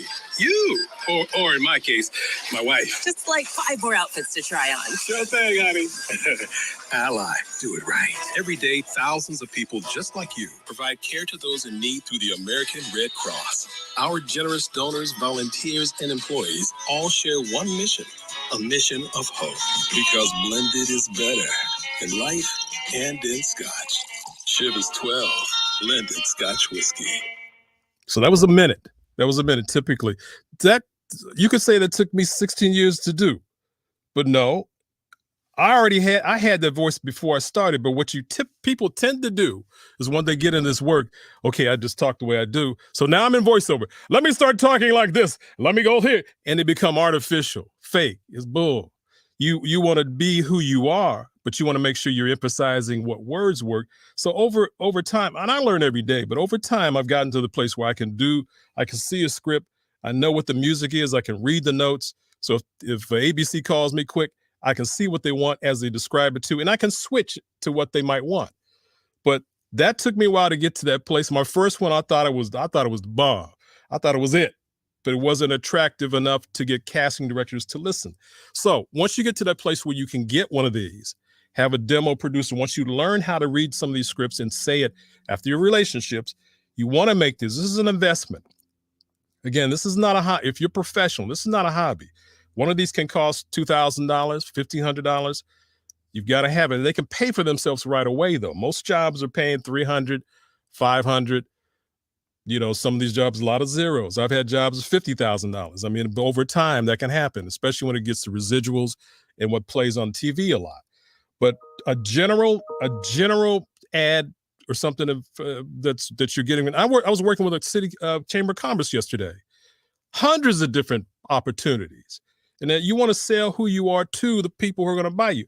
I go to Detroit all the time, Atlanta. I want to hear, Black folks want to use me for those things, but I go all over the place. I was in Denmark representing this new shop. Once you have an ability to tell the story, you can go all over the world. And this equipment allows you to do that. So I could play all my demos, but I just wanted to play that one. So once you get to the place where you can have one, then you can move forward. But you can do this before you do that. I go on Craigslist. There's a different place where you can do freelance work, Upwork. There's different places. Go search. Or just the business next to you. Every business needs voiceover. I have a a whiteboard in my car when I drive down the freeway. If I see a business I've never heard of, I'll write it down and reach out to them later. It doesn't have to be one about the money they're going to pay you, but can I get an opportunity to represent you or become a resource with my voice? So the opportunities are out there. You need to be able to reach out and know how to do it, though. And that learning process, as I talked about before, is part of that. When you go in the library, you can see 15 different books on one subject. They're all valid.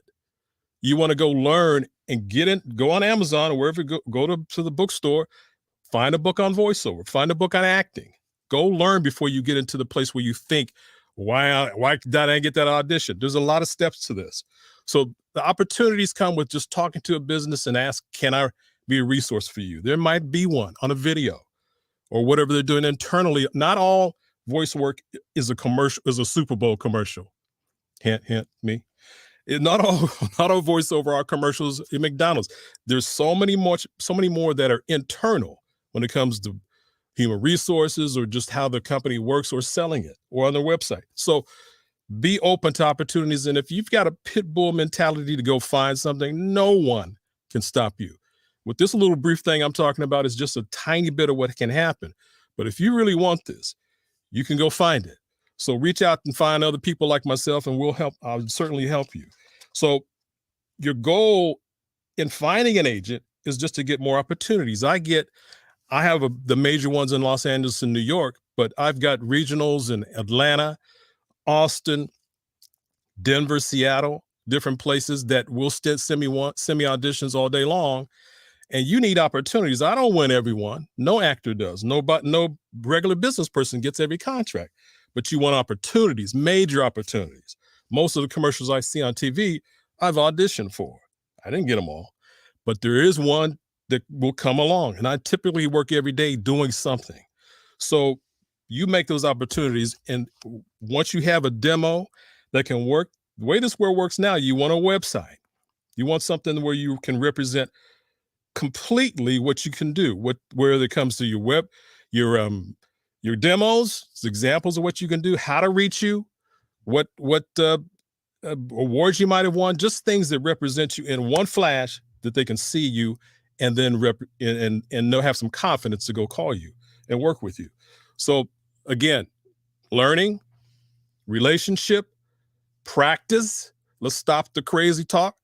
Let's speak completely. Know when you're practice speaking that McDonald's is going to use you all over the world if you do it right, or just in North Carolina. I've done some McDonald's in North Carolina, but you want to be able to learn how different regions speak, but telling the story is the heart of this. Telling the story and the motivational part of what some of the doctors, the people that I saw before I came on were talking about. I keep all kind of affirmations and things around me all the time. I had a goal to get in the Super Bowl 2 years before I did. And there it was. But I wrote some things down and so forth. So my next goal over here, let me get you moving. My next goal is to be the voice of the Academy Awards. So I've got that up there right here. I'm seeing it. I'm believing it. I know a lot of the producers. I know the people that have won these jobs. I know all the people. That's not the issue. It's whether or not they're going to believe and trust that I can get into that voice. So I believe you're going to hear me in the next few years doing that broadcast. So it's one of my goals when I first started that I wanted to do that. But again, for these people for you, if you want to be professional, this is not a hobby. And I have people that come to me, I want to do it. And I hear from them maybe once and then they're gone. I want to talk to the people who really want this as a career, as something that they do all the time. And again, I've been honored with the trust from Dr. Kelly and some of the people that are at the network, but I work all over the world and I'm proud of that. And I'm proud of what I've developed here in in my garage. And I've built most of this, and you can spend money on certain things, but the real tools, not the microphones or the toys, it's you. Are you believable? Can you say things in the way that you hear, that you wouldn't listen to these demos that I told you about? Can you mimic them? Are you playing the music like you can? Like Wayne Shorter, are you playing like him or are you just squeaking? You know, you want to practice and drop the slang. Now, I'm not talking about kicking it. You hear me. I'm just saying drop the rights, and you know what I'm saying. That has no place as you being a voiceover professional. Yeah, if you just want to, want people hanging out, go ahead, but not us. We don't use that. We want to be able to talk to the world and communicate in the way we speak. I did a thing for the political ad for Georgia yesterday. I spoke as myself, telling Governor Kemp don't do this. That's what it sounds like. But I didn't use something that wasn't fake or I didn't use the slang that's out there. I use who I was in a way that all of Georgia will understand and why they should be against what Governor Kemp is doing. So that's what the basics of it is about. Producer, do you want to get into to get an agent and learn that these scripts are stories, positive affirmations that you want to do that, and the hustle that you have to put in is all about what this is: learning, listening, relationship, demo, agent, opportunities, and everyone you got to do like you've never done it before. This is the most important thing I've ever auditioned for. I just did one so we came on for Clorox just before we came on. I was cooking. I think I told you I was cooking bacon, and to me, it's the most important thing I've ever talked about. And I want them to hear that. I want them to trust me over all the other hundreds of people. I did it differently, I think, than most people will do it. And you want to do it in a way that you just believe it. As an actor, you've got to believe it. Denzel was not some gang member, and you saw Training Day, but he believed he was that character, and people believed him. So as you say these words, you got to have people believe in what you say. From the moment I wake, from the moment I go to sleep, I'm Black, and that's the truth. That is the truth. You've got to tell the truth or tell whatever the story is that they want to direct you to be told. So I'll repeat that over and over and over, that you've got to learn what this process is about, not just go in thinking I've got a great voice, because everybody has a voice, but do they use a voice in which it's believable enough to get on TV and people will pay you thousands? And I'm not talking about just a little bit I'm talking about zeros, y'all. These some zeros, but there are a few people, because they can tell the story properly. They do it in their voice, and they do it in the way they're directed, and they sound special. And the sounding special of the music is just finding the words that are sellable. As you look at these scripts, look at what is talked about so that they work. New, wonderful, introducing. Those words are so special to a quick selling commercial. You need to learn that. And you only learn that by listening to other people's demos or going and connecting with someone like myself who's been through it all. I've made so many mistakes, I can't even name them. I don't want you to go through those mistakes. I want to encourage you not to. You might have to. We saw the brother, the Jean Moran. I mean, come on. We could talk about that too, but he's made some mistakes. I don't think we ever saw Kareem and Bill Russell doing that stuff, waving guns. But he's got to meet people. He's got to start to listen. He's got to start to learn that that's not how his life should be. Either, nobody's telling him he can't be who he is, but he's got too much of an opportunity, too many people watching him to do the things that are wrong. There are people that could help. And that's not the same example that I'm trying to tell here, but there are people, I can tell you ways not to make mistakes, how to go get your demo, who the demo producers are, the right kind of demo to get first, second, third, and some of the agents that you can go after. And the agency situation people think is not possible. New York and LA is very difficult if you're not an established person. And to be able to get one of these agents, you need someone who's there to introduce you. There's all kind of little tricks of the trade and things that make it happen. You blindly sending something to an agent, the percentage of you getting signed is very low. But if I introduce you to a place that I'm already been a talent at for a decade or how much longer, you have much more of a chance to be listened to, considered, or assigned because I've introduced you. Those little types of details are so important that you've got to understand instead of making that mistake again, like I did. We don't want you to do that. So that's the real small, quick introduction to what voiceover is, how it's done, where you need to go, what it's about. And it's open to us. It's open not only just for our businesses, but for everybody around the world. I've worked with some people, again, South Africa. I'm actually working with one of the major people there now, introducing a guy I'm working with from Nigeria who feels like, do I need to change my accent? How do I get this? I said, no, man, stay who you are. This business is about who you are. You're not believable if you've gotten some fakeness or no authenticity to you. So I'm trying to get him knowing that he should be selling to African market, and to quit trying to do something that it's not relatable to your tone of accent or whatever, but sell there until you can move some other places. There's too much work out here that we're missing if you're doing something wrong. So that's what that's about, for getting into this work and having it work for you and making money. This is, business is about making money. There's no need to do any of this for free. I may be working with some people in my group, and I'm not charging them to be able to learn what it's about, but I know I'm getting back, and I want to give this point. I'm not interested in trying to just take from anyone. I want to let you know how it works, and I want to give back to our community. I want to give to us, and I want you to know how it works. I'm not the most known person. I'm one of many. I'll call myself a blue collar voiceover person. There's lots of us, but you want to know who are the ones who are successful, the ones who are doing some major things, and not go into there's another thing, not go get a coach that is not, you've never heard this person before. Somebody that's something when you get to know and have relationships, what to do and what not to do. What coach not listen to, be careful with, or go to someone who is truly believable, that you can go trust, that they have proven results, and they have a network of people that you can go call. Just like anything else where you start to have a business where you want to go find heating, HVAC. Who should I trust? Well, maybe there's somebody on this network that you can trust that has done some work with them. It's the same in this work as an actor, a voice actor, not a voiceover or speaker or reader, a voice actor. Can you act out the image?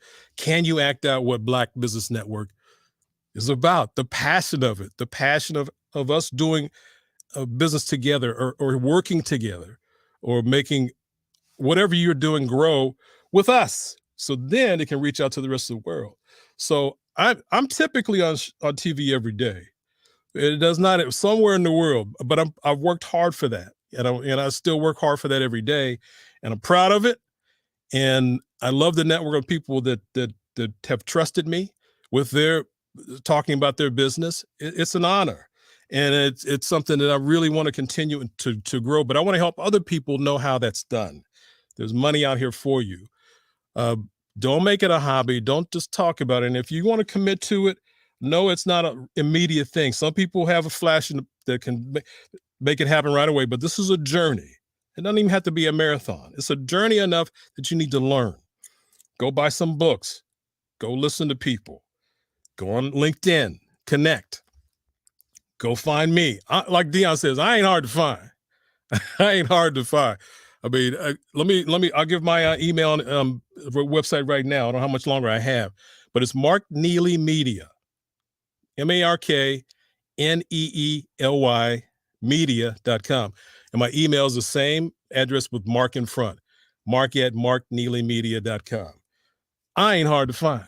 So reach out if this is what you wish, or let me just do the real thing too. If you have a business you want represented by this voice you hear, or somebody that you think I can represent what you do in the proper way and give the passion that you want your business to be and to help it grow, let's do it. I know everybody. I know other people, other Black women, other people, other Black men, the Latino, whoever that can represent your business properly and give them that opportunity. And that's what I love to do. I get just as proud of seeing someone else succeed and become a shining star. I call everybody superstar that they can be. So it's a lookout, and we should be doing that for each other. And giving is getting. Don't be, there's no secret that I can't share. There's not a secret. I used to think there's some special knock on the door to learn this. And I just didn't know a lot of people to go find out. I came from corporate background where I feel like I could go I could figure out how to go see Obama in a couple of days. I just knew I had that skill to go learn, to figure it out. And I did that here, and it was the wrong thing. So I not wasted, but I had several years where I was just stagnant. I didn't know what to do, but I knew I wanted to do this, but I was not making any progress. I think I made $25 one year, the whole year, but I didn't know what I was doing. So you don't have to have that frustration or not a lack of connection. Now you got the internet, you got LinkedIn, you've got other people, YouTube, you got all the places you can go learn and hear, but don't be so anxious to thinking I didn't make a bunch of money yesterday or I got turned down an audition. That's acting. I get turned down 10 times before lunch, but I'm not turned down. I wasn't the voice for that project, but next time I might be. That's actually what happened with Huggies. The casting people knew me from years before, but this particular one that I was successful in an audition, they said, well, he might work. It was 4,500 people that I was up against in that audition, that spot. It came around once and they came back again because they hadn't figured it out. And then we had 3 auditions, 1 Zoom, and we had a thing, but they gave me the job and became the brand voice until we had some disagreements with the money last year. But 4,500 people is what it was. And it was just about, I had done some positive things for them in the past. So never look at anything where you've lost. You just want the right voice for that particular ad or that particular project. But there are many more that you can go after, and reach out to the people that do this every day. They're out there. Again, the easiest place I didn't have LinkedIn growing up in this work, but you have it now. Go find voiceover. Just put in the link. You can actually, there's a limit that you can do every day, every week, once a week. I think it's 100 people. Connect with them. Connect with the voiceover people. Connect with producers. Connect with creatives at ad places. There's a lot of places you can get to know folks, to know what happens. And one of the best questions you can do once you get ready for that, once you do produce a demo, go ask an agent. Actually, before you find a producer, ask an agent who they suggest. That's who you're selling to. One of the best sales strategies there is asking someone who you're selling to what they prefer, what they want. You're going to waste your time selling a hammer to somebody who's working with feathers. So you go to an agent, ask them who the best producers are. So when I do that demo, would you be willing to listen to it? Well, sure. If you have that, well, sure, you've created a connection, a relationship. Don't let that go. Keep that. So it's produced. Now you have somebody, they suggested the demo producer you use. So why not have a listen to the person you advise me for? Better chance to be signed that way, to get opportunities. And then the heavens won't open up once you buy I tell people this story. I bought a $2,000 microphone. I thought Halle Berry was going to deliver it. She never showed up. And I thought butterflies would come out the box when I opened it. That didn't happen. And I said, oh, once I speak into this, I'm going to sound like, man, James Earl's coming. I sounded like me. So it's not the toys, it's you. And don't spend and do things that you shouldn't before it's time. When it's time, it's time. Reach out and learn. That's, to me, again, that's the best place to go when you're doing business, is reach out to somebody who's done that business. Typically, they're going to provide you the knowledge you need to succeed. And don't be humble enough to go listen and ask the question. I wasn't. I don't feel I paid for it in a negative way, just with time but I wasn't going back to the corporate world, being on a plane 2 weeks of the month. I was done with that. So I knew what my goal was and what I wanted to do, which is this every day. I'm on a microphone, talking to the world. I'm talking to, I met Eric Kelly through Bruce George because of this work. So the ricochets can be amazing to better your life and to make your life grow and to do some positive things. So I don't know if Ms. Jones is there. If we need to do some more, I can talk all day about this work because I love it. I love it that much. But I think that's a basic outline of how it should go. Learn, listen, learn, and then apply it. But you've got to do it with people that have the knowledge, who've been through this work, and tell the story. I think that's the one basic thing. Visualize what you're going to be talking about and do the music in a way that it works. It's music. It's not reading. It's not talking about it. But listen to the people who do it right with the demo I just played you. And I'm going to play one more since we have a minute. Actually, I'm going to do, this is my video game demo. So take a listen. Your family is gone, including your father. But he looks upon you still. Bring honor to his memory. We are designed for higher pursuits, such as deep quantum philosophy and cross-dimensional metachemistry. Ash, you have one too, don't you? Good. We're all in the same hunt. I can smell your fear. I will destroy you. Man, shit was cool before you and your friends showed up. So maybe it's time for you to get the out of here. Though it is considered to be a great honor to die in battle, if you survive to become an elder, you will be held in the highest regard. I will kill you all. You should feel honored to die by my hands. You are very brave or very stupid to come here. I think you'll find my blade gives me an edge. Video game. One more. While we're still waiting. Well, I'm just go through them. This is my movie trailer one. Critics are calling Accepted brilliant. A riveting doc that plays out like a grand tragedy. Brings us face to face with the myth of American meritocracy. I am somebody. Accepted. Okay, I'll cut it short there. But I could play those all day long. But yeah, Miss Jones, that's the basics. If everybody heard that, learn, listen, and just gather data, and you'll be successful. So, Mark, thank you so much. You said something earlier. You said it's not the toys, it's you. Yeah. You can have all the systems in the world, but they want that human part of the experience. Right. And I believe that because everybody wants to talk about artificial intelligence now. Yes. That's just part of the competition, I think. And the intelligence part's human invented that intelligent part. So the people who are trying to put, these machines are not going to take everything you think. And the people who are trying to save money, they might see their thing taken away. So for voice people, some has happened, but it doesn't mean that we're going away anytime soon. So don't let that be a fear. But yeah, you're right. Just the human part, not the toys. Yes, sir. Mark, thank you again. Once again, Genius is common, and we'll see you on the other side. Thank you so much. And thank you all so much for watching. And let's talk a little bit about our sponsors and the reason why we are here. The Black Business Expo's mission is to raise funds for high school seniors going to college or K through 12 entrepreneurs. This expo is a fundraiser for students.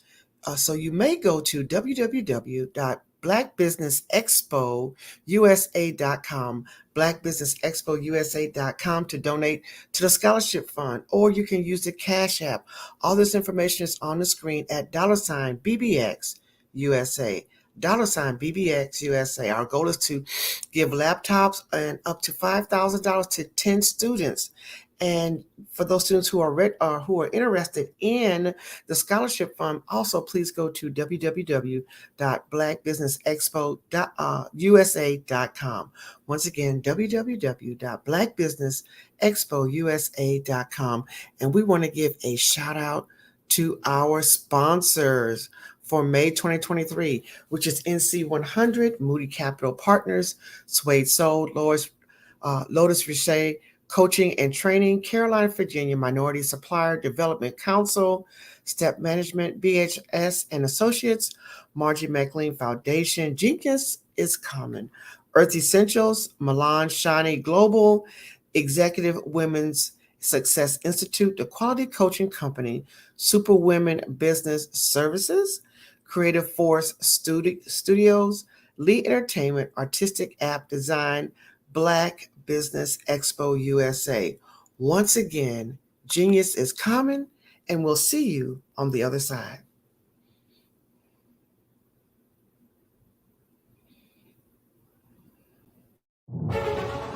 In the heart of America, there are dreams waiting to be realized.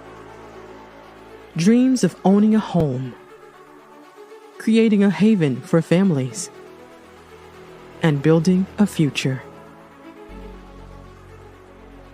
Yet, there are 13 million mortgage-ready home buyers and nearly 20 million renter households who have the credit and income to qualify for a mortgage but remain left out of the home buying process. These potential home buyers are in urban and rural America, where dreams should flourish. The big banks, the giants of finance, have all exited the mortgage lending business, decreasing their lending footprints across America. They are no longer present and active in these communities. Instead of offering opportunities for home ownership, some of these banks have chosen a different path. They have decided to become mega landlords. They have chosen to invest billions of dollars in rental homes, leaving potential home buyers with fewer options and stuck in a cycle of renting without the chance to build equity and create a legacy for their families. Here is the shocking truth. A report issued by the Home Ownership Council of America revealed that if lenders were to step forward and serve this underserved market, they could conservatively increase their loan volume by $1.5 trillion. $1.5 trillion. This is $1 trillion business opportunity, ripe for the taking.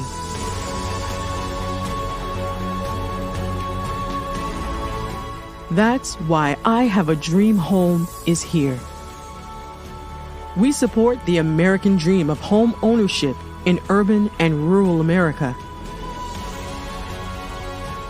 We believe in the power of social consciousness and the impact it can have on people's lives. Investing in urban and rural America is not just good business sense. It's a moral imperative. Our mission is clear. Become the go-to mortgage lender in these communities. Create a pathway to home ownership for all Americans, breaking the cycle of poverty by empowering families to build wealth, stabilizing our communities, and taking pride in our country. I Have a Dream Home. Unlocking dreams, transforming communities, and rewriting the story of American home ownership. For more information, scan the QR code or visit our website at www.ihaveadreamhome.gold.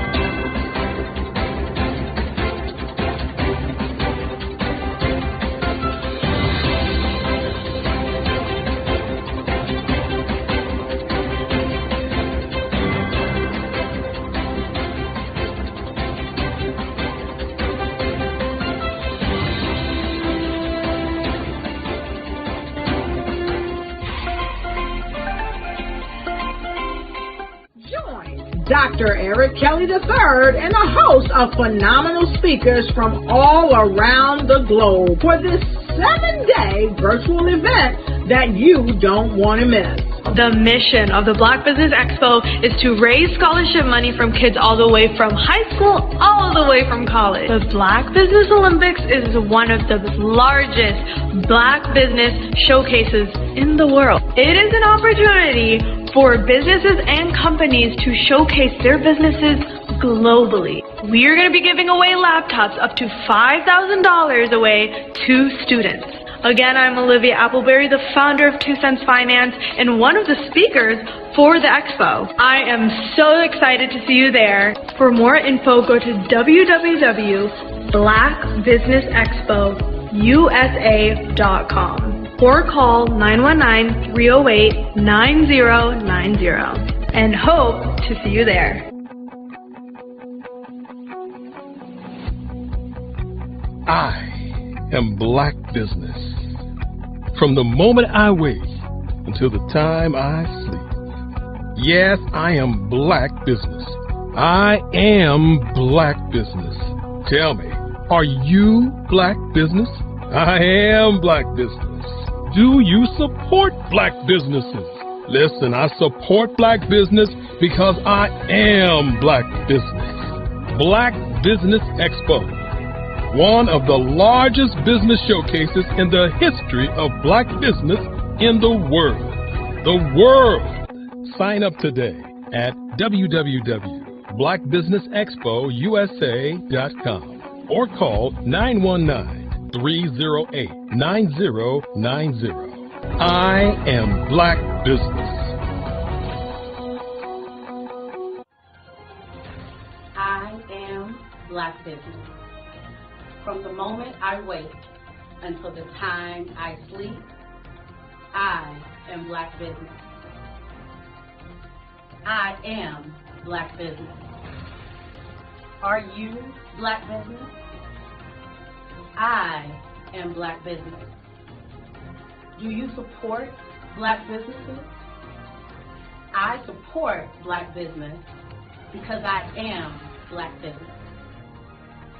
Black Business Expo, one of the largest business showcases in the history of Black America in North Carolina.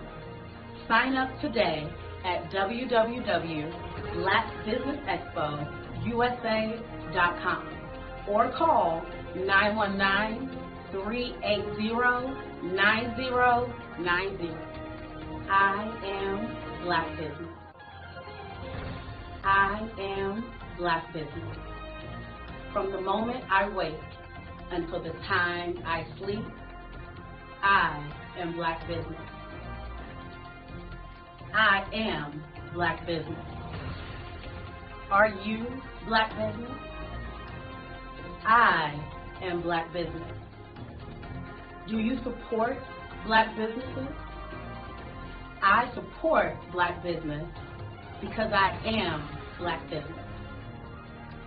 Black Business Expo, one of the largest business showcases in the history of Black America in North Carolina. Sign up today at www.blackbusinessexpousa.com or call 919-380-9090. I am Black business. I am Black business. From the moment I wake until the time I sleep, I am Black business. I am Black business. Are you Black business? I am Black business. Do you support Black businesses? I support Black business because I am Black business.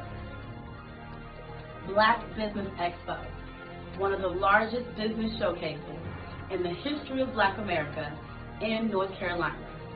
Sign up today at www.blackbusinessexpousa.com or call 919-380-9090. Join Dr. Eric Kelly III and a host of phenomenal speakers from all around the globe for this 7-day virtual event that you don't want to miss. The mission of the Black Business Expo is to raise scholarship money from kids all the way from high school all the way from college. The Black Business Olympics is one of the largest Black business showcases in the world. It is an opportunity for businesses and companies to showcase their businesses globally. we are going to be giving away laptops up to $5,000 away to students. Again, I'm Olivia Appleberry, the founder of 2 Cents Finance and one of the speakers for the expo. I am so excited to see you there. For more info, go to www.blackbusinessexpousa.com or call 919-308-9090 and hope to see you there.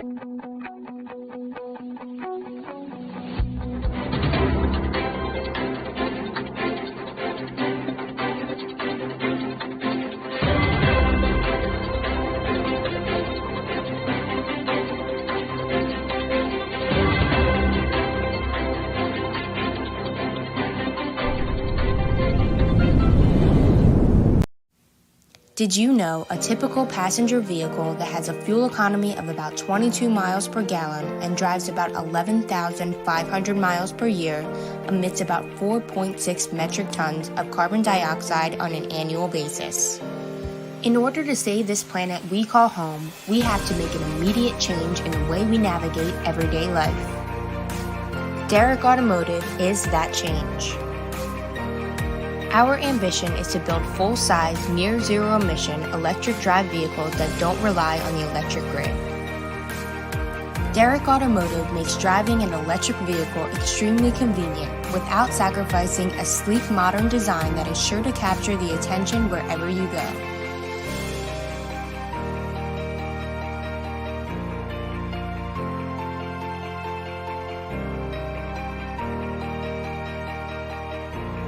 Make the choice to take part in a movement to help preserve our planet today. Choose Derrick Automotive. Visit us on the web.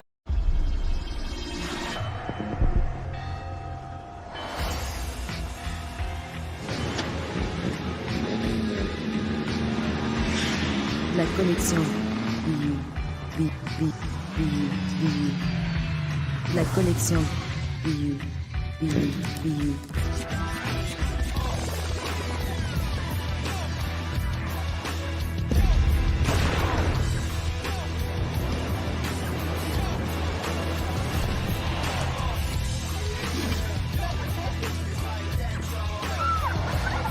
In a world obsessed with the cult of celebrity,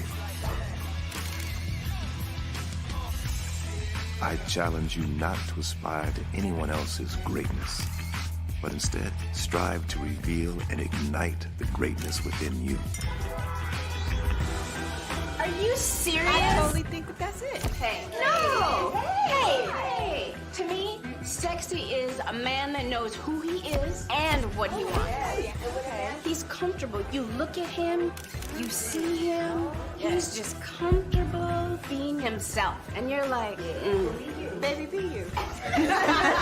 Be you, baby. Just be you. I like it. Introducing the Be You collection, exclusively available at K&G Fashion Superstore. I'd like you to imagine with me, if you will, opening an app where you can collaborate with like-minded individuals from around the world, get inspiration and in-app tools to launch and grow your business, as well as share your knowledge and earn compensation, all in one app. Well, the name of that app is Truso, short for Truly Social. Hi, I'm Matthew Newman, the founder and CEO of Truso. A new concept in social media, Truso is designed from the ground up to be a platform that's both social and empowering for all its users. How exactly do we do that? I'm glad you asked. First, Truso brings the world together via video. Psychologists assert that video provides a significantly more effective connection than audio only. When you enter a community on Truso, you're face to face. Second, on Truso, you don't have to have 1 million followers to monetize. Our business model allows all hosts and moderators to monetize, no matter the size of your following, by 1, producing fee-based content, and 2, inviting others to join the platform as subscribers. Even more, Truso has an in-app resource library with over 100 free resources, forms, and documents to help you build your brand and grow your business. Third, Truso is inclusive. The deaf and hard of hearing communities make up 360 million people worldwide. Unlike audio-only apps, Trousseau embraces his community, providing a networking platform that allows them to participate via video and closed captioning. We even have a deaf and hard of hearing foundation in the works as well. Fourth, Trousseau is both social and safe. We refer to Trousseau as a virtual extension of the beauty shop, barbershop, and brainchild of the community. A place where there's laughter, along with wisdom, growth-oriented conversation, and genuine connections in a safe space. Trousseau even has proprietary security to ensure we maintain a safe environment for everyone. Where are we at now? Trousseau is live, y'all. We've launched in beta and we're acquiring users daily. We have an incredible development and marketing team, plus amazing celebrity influencers at the table, helping us spread the word around the globe, beginning within the African diaspora and beyond by creating a safe space for growth, connection, and collaboration. We're truly excited about Trousseau. We've created something special for which there is a global market. And we invite you to embark on this journey with us as a shareholder. The future for Trousseau is truly bright. Join us and let's go there together.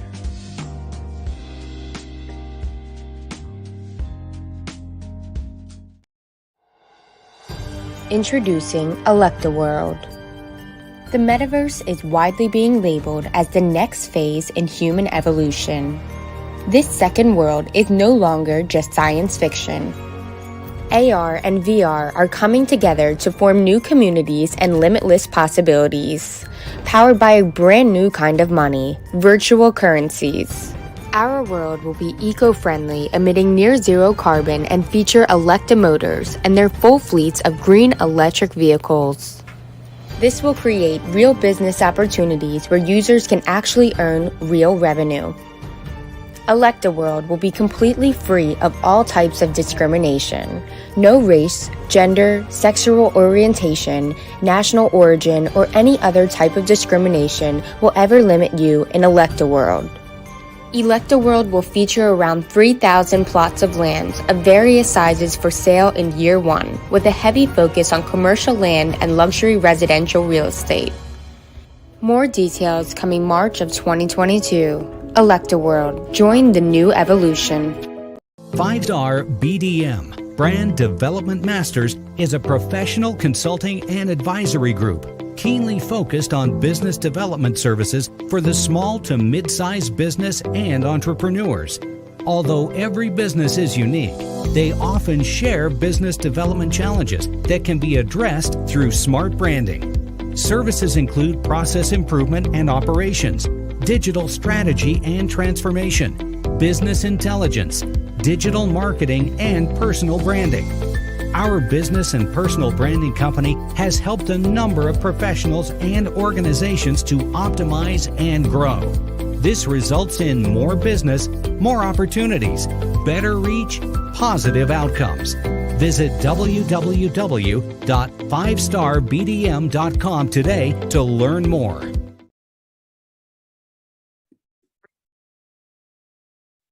Hello, I'm Dr. Madeline Ann Lewis, President and CEO of the Executive Women's Success Institute. And my genius is helping women accelerate the path to success. You know, I was blessed to have strong women in my life who encouraged, motivated, and pushed me to do my best and to never even think about giving up on my dreams. So I say to women, we must show up to rise up. We have talents and potential, but who will see them if we don't speak up and get noticed? I know that women are a tremendous resource on this planet, and there is nothing more fulfilling than helping a woman tap into her full potential. I do this because I want to be a part of helping as many women as I can to show up, to rise up. I do this because Genius is common. What if you could build your own city? A place where every child can find nurturing people to help them achieve their full potential. A place where every adult can access job training support. Where health education is abundant. Where social justice ruled the land. A place without limitations. Welcome. You have arrived at STEM City, USA. It is what every city should be. A safe and trusted community where you find people and resources to help you become everything you are and beyond. STEM City is unlike anything you have ever experienced. It is a digital twin of the world around you, only better. STEM City is about energy and soul renewal. It is more than a digital world. You can almost feel the power of live cultural events, music, and theater. STEM City promises a better future for children with caring mentors and hands-on activities with dedicated tutors to support our youth. STEM City is your passport to a healthy lifestyle with weekly events addressing our community's many issues. STEM City is your financial well-being with helpful information on wealth management, career advancement, job training, and so much more. STEM City is the community you deserve. It is the city where your dreams can come true. STEM City USA, a place in the sky that is accessible to all who reach for the stars.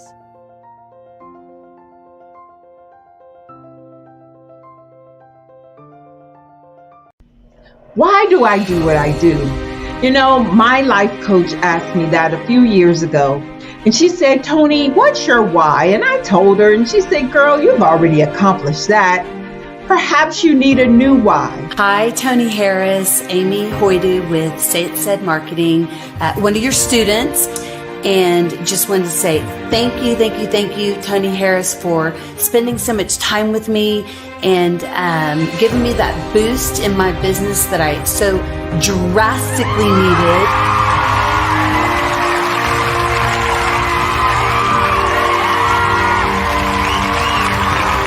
My why is to touch, move, and inspire my clients to take drastic steps, to be.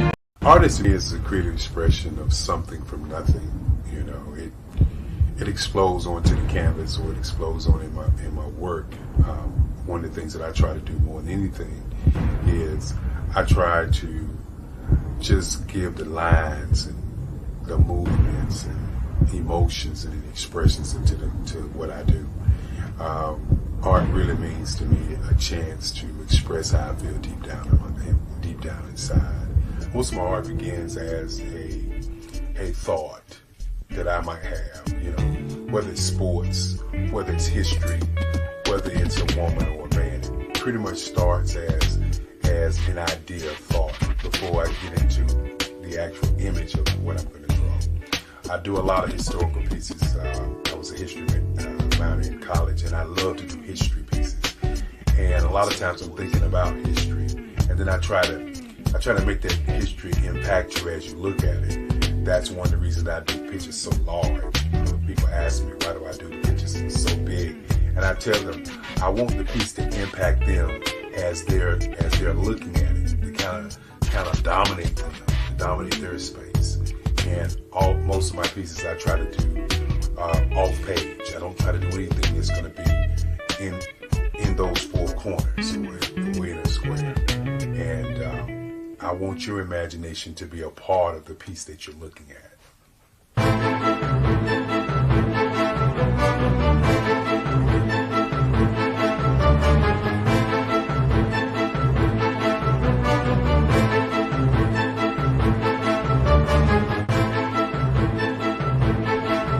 The way I feel when I'm drawing, when I'm creating something, is I feel free.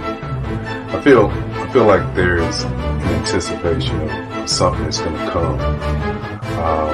I try not to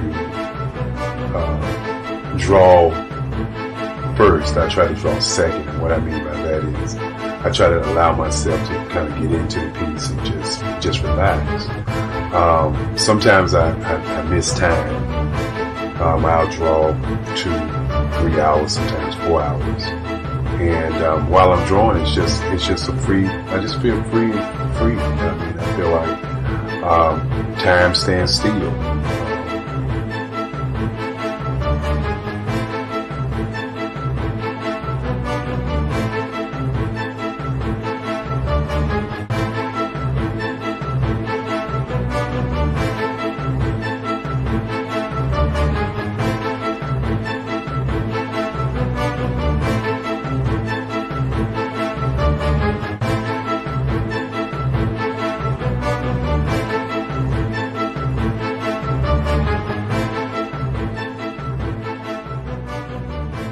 That's what it's all about in terms of the lines and the colors in my work, is to get an expression, to go deeper and past just what you see on the surface, but to go in and try to find an expression that everybody gets a different taste of what that expression is, whether it's anger or whether it's being happy.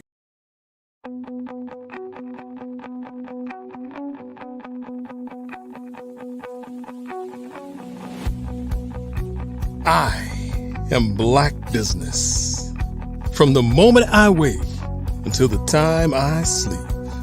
Yes, I am Black business. I am Black business. Tell me, are you Black business? I am Black business. Do you support Black businesses? Listen, I support Black business because I am Black business. Black Business Expo, one of the largest business showcases in the history of Black business in the world. The world! Sign up today at www.blackbusinessexpousa.com or call 919-308-9090. I am Black business.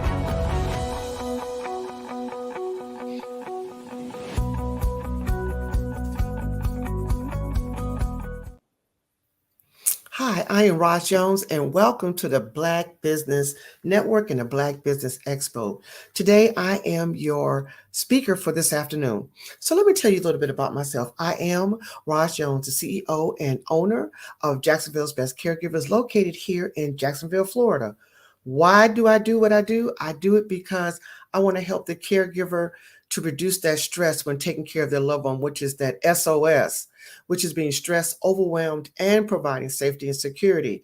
And my motto is, when you can't do it all, you give us a call. And so today I want to talk about a subject that is near and dear to my heart, which is caregiving. And it's not what if, but when.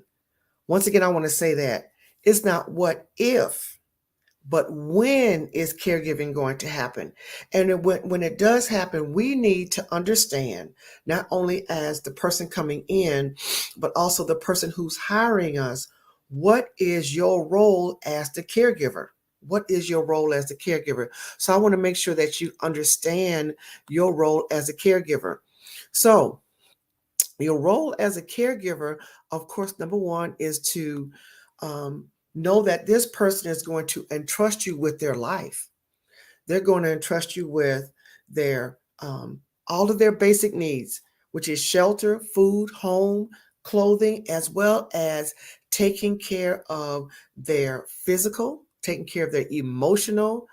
Also, there could be financial things that you will have to take care of for them, not paying their bills, but hopefully only managing their bills.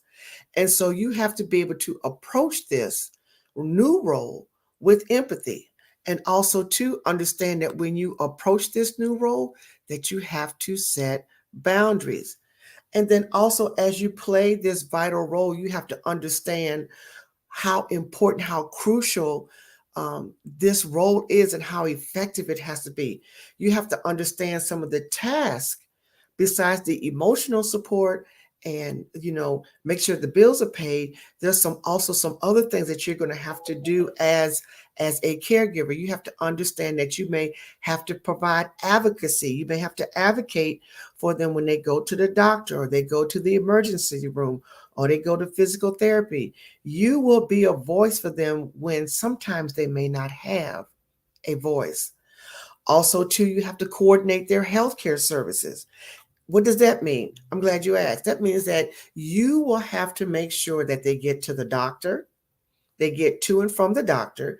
You may have to coordinate in-home services for your loved one, which could include um, physical therapy, occupational therapy, as well as home health care.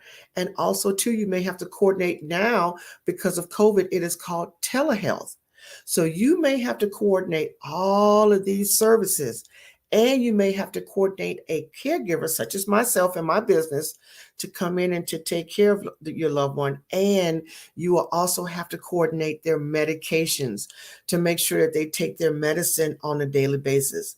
So point number one is understanding your role as a caregiver. Understanding your role as a caregiver if you decide to take this on. And then also the other part under understanding your role as a caregiver is how much time can you dedicate? How much time can you dedicate to this role? And the reason why I say how much time is how much time will that person need? Do they need 3 days a week, 2 hours, 4 days a week, 5 hours, or is it a 24/7 role? And with that being said, you and the person who's receiving the care will have to determine, okay, can I come in and step in and do 24 hours, or will I have to have someone to come in and to do this for me, to take my place when I can't be there? Or is it at a place to where we can't leave this person at home at all? The need of the disease is greater than the need that we can provide at home.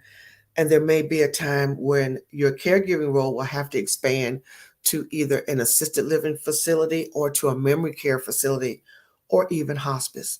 So these are some of the things. And then also too, if someone asks you to be a caregiver, it doesn't mean you have to say yes. You are allowed to say no. Yes, just because someone asks you to be a caregiver doesn't mean that the answer has to be yes. The answer can be no. And explain to them why. And there could be all kind of reasons. It could be an ex-spouse could be asking you to take care of them, and your answer could be no. It could be a stepmother. Or the relationship with you and the person was estranged, and you haven't had contact with that person. So there's many reasons why you could say no, or the main reason is just, I know I can't handle it. I know I can't handle it. So there are all kind of aspects to caregiving. There's all type of demands on your life when you become a caregiver. Are you ready to be a caregiver? Understand your role before you say yes. So the next thing I want to cover is taking care of yourself, which is self-care. Taking care of self-care. Self-care for caregivers is so important, but it goes on the back burner a lot of times when we decide to be a caregiver. Caregiving is a high demanding task, and it's very demanding not only on the physical body, the emotional part as well. And so as you are taking care of someone else, it is equally important to take care of you. It goes 50-50, 100-100. It's very important that you take care of you. Prioritizing your health has to come first, because if you're not healthy, then the person you're taking care of will suffer. If you are not healthy, the person who's giving the care, if you are not healthy, the person that you are giving the care to will suffer. So the best thing is to make sure that, okay, that I block off time for me every day. Just because you're a caregiver doesn't mean you put on a cape and ta-da, I transform into this super caregiver and I give up everything. I give up my life. I give up my house. I give up my job. That's not the purpose of caregiving. The caregiving part is to make sure that the person you're taking care of can age in place as long as they can. Can they age at home for as long as they can?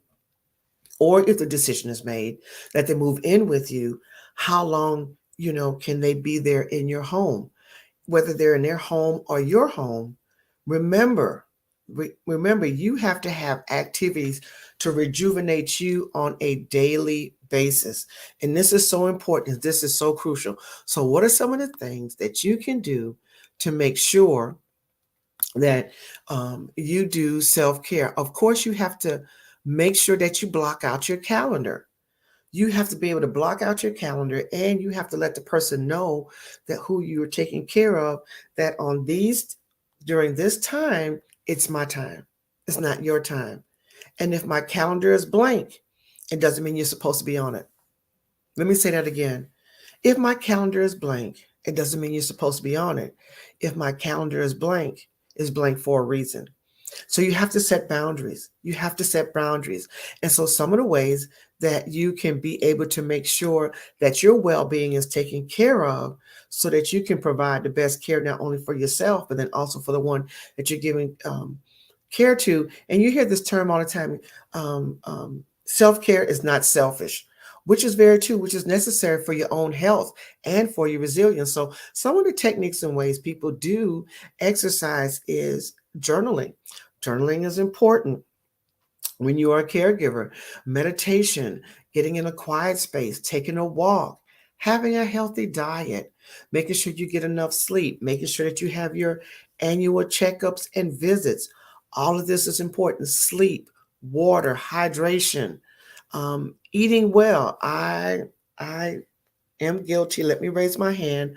I am guilty of fast food because I'm trying to save time. But am I saving time, or am I wasting money? And eating the fast food all the time, what is the impact on my body? So we have to make sure that we maintain a good self-care practice regime in order for us to be able to take care of the one that we have made the decision on to be a caregiver to. Because once again, if my health is bad and I have a bad attitude, it's definitely going to impact the type of care that I give to my loved one, because they're going to see that I am stressed and overwhelmed and not giving the best care I can give to myself. So that means I'm not going to give you the care that you need. So remember, taking care of yourself allows you to provide better care to the person you are taking care of. Now, so point number one was understanding the role. Then we just went over point number two, which is self-care for caregivers. Now let's talk about effective communication. This is where we get just a wee bit closed mouth. Communication is also, as we know, is a cornerstone to being a successful caregiver.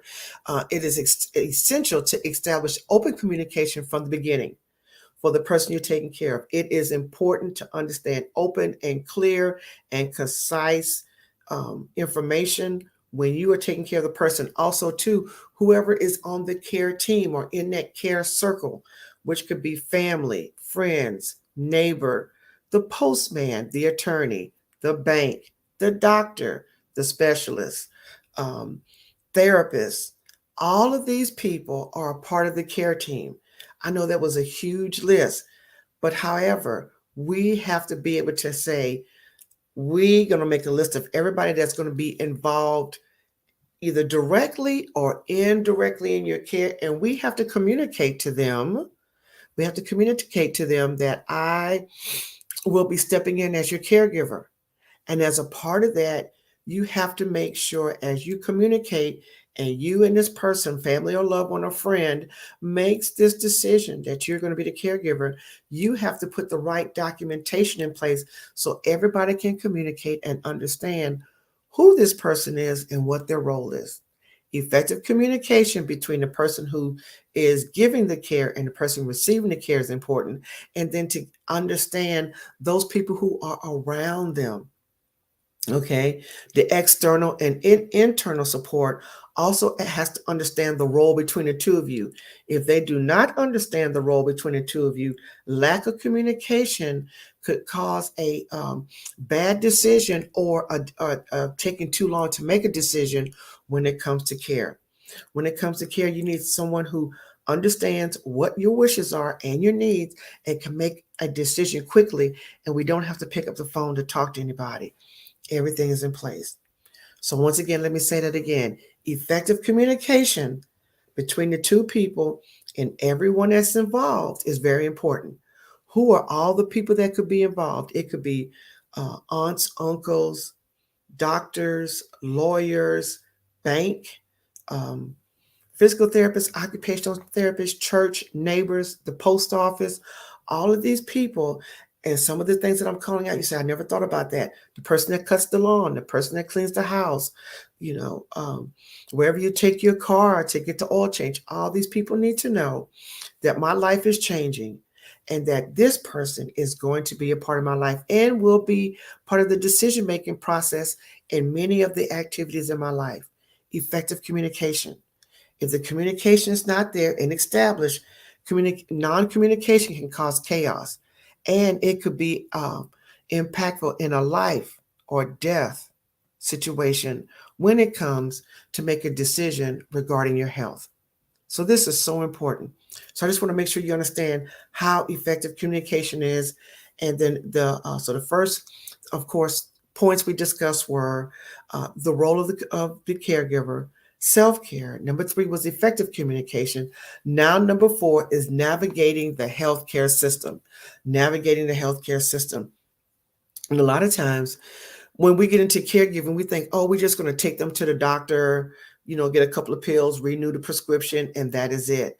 Well, caregiving and navigating the healthcare system is a little bit more complex than that.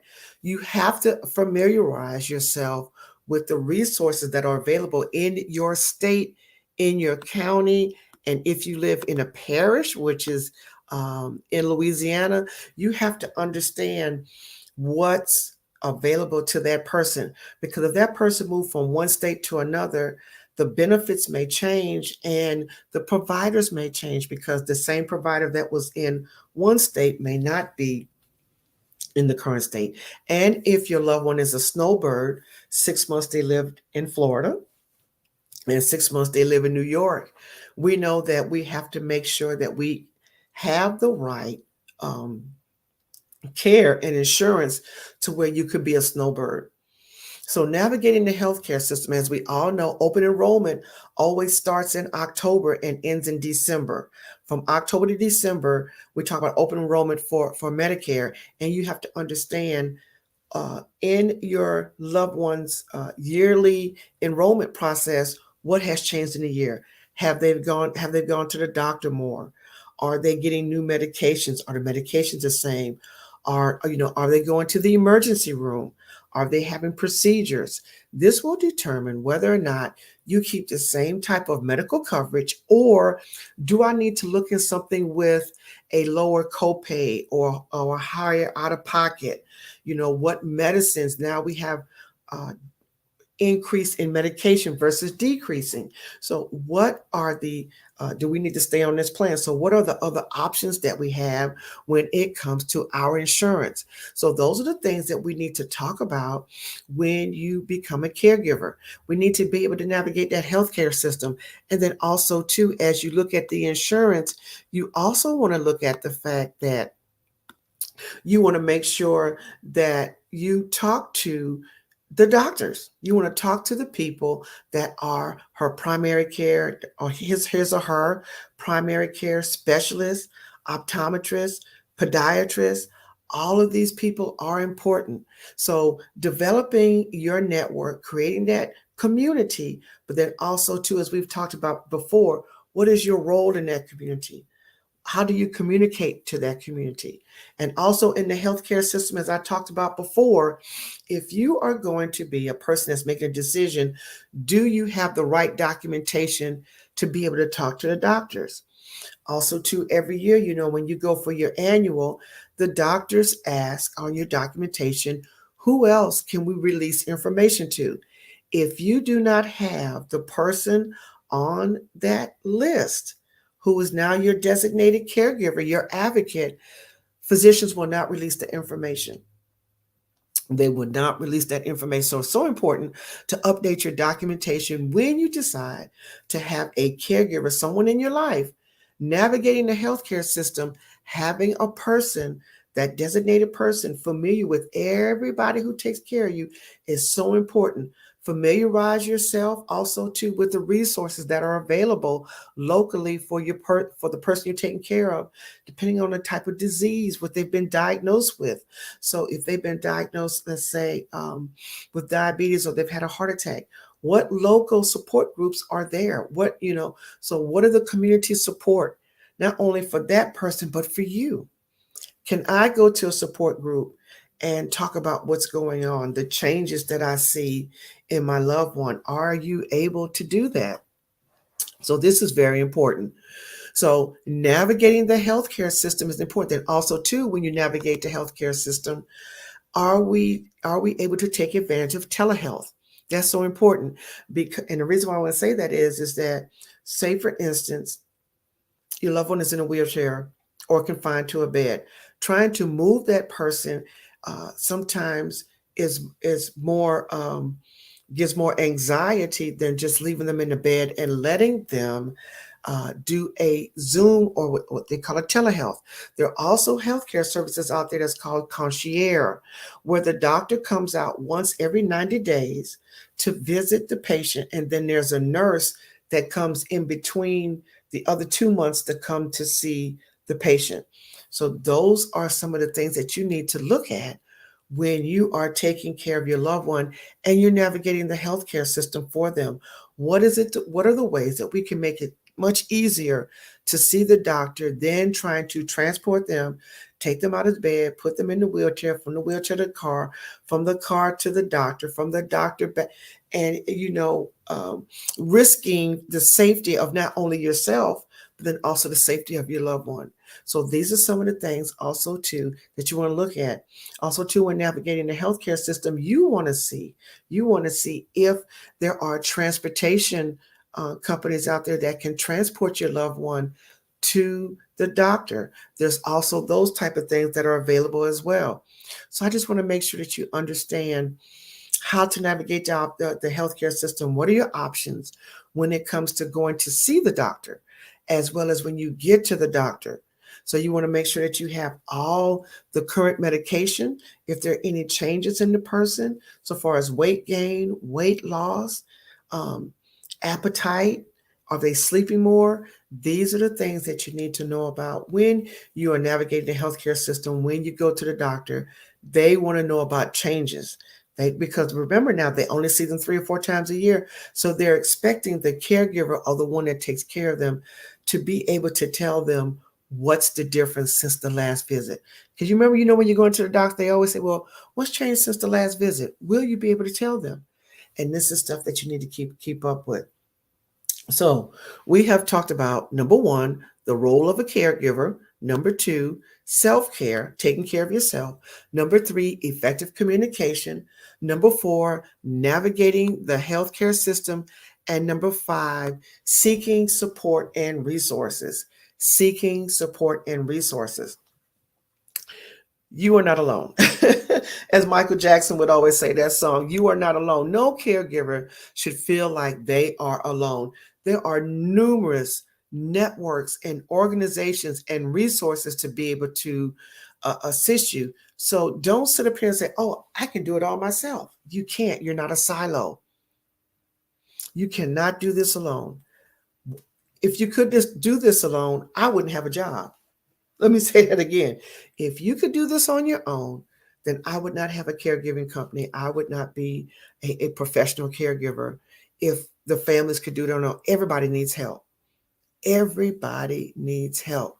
So with that being said, I want to say this. Please don't be embarrassed or be too proud to ask for help. Don't be too proud or embarrassed to ask for help. When you ask for help, that's a sign of strength. That's a sign that you've made a wise decision when you ask for help. So I just want to talk about and connect you with some of the resources that can help you with your journey as a caregiver, so that you are not alone. So there's things on the website that you can look up, but I have taken liberty to bring together some resources for you. So let's just talk about them really, really quick. All right. The number one is called, of course, AARP. AARP is one of the resources for the aging, as well as for the young, because now, if you can believe it, AARP Caregiving Resource Center, which is phenomenal. But AARP also allows you, instead of you have to wait till 55, you can become a member of AARP at 18. Yes, at 18 years old. So that's one of the resources. The next one is the Family Caregiver Alliance. The Family Caregiver Alliance. The next one is the National Alliance for Caregiving. Alzheimer's Association, Caregiver Action Network, the National Institute on Aging, Elder Source, American Cancer Society, agingcare.com, Lotus Helping Hands. You also have legal aid for those legal documents that you want to be able to be to take care of.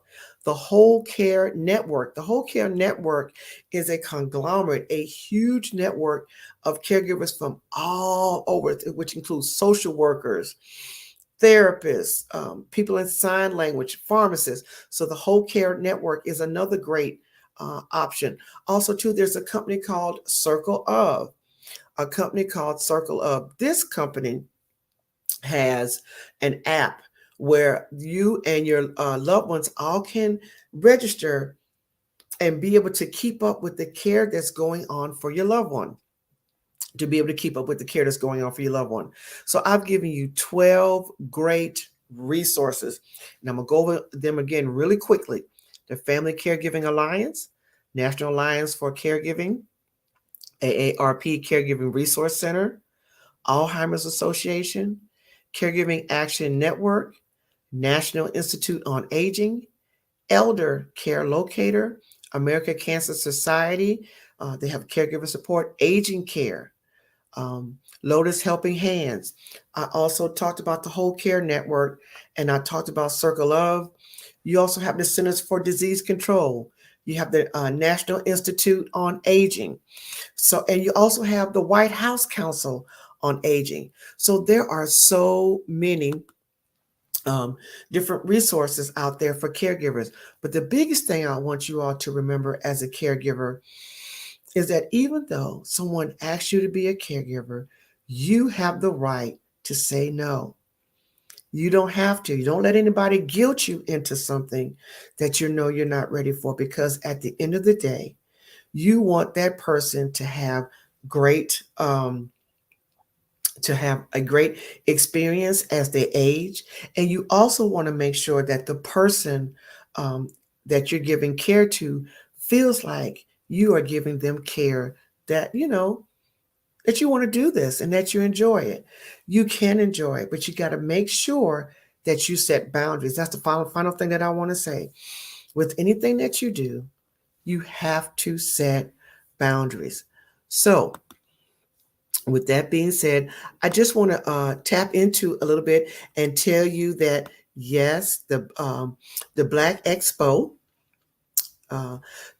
we want to talk about the scholarship real quick. I want to say that to promote the scholarship, the Black Business Expo mission is to raise funds for high school seniors going to college, K through 12 entrepreneurs. This expo is a fundraiser for students. You may go to www.blackbusinessexpousa.com to donate to the scholarship fund, and our Cash App, which is below on the screen, which is $BBX USA, BBX $BBX USA. Our goal is to give laptops and up to $5,000 to 10 students.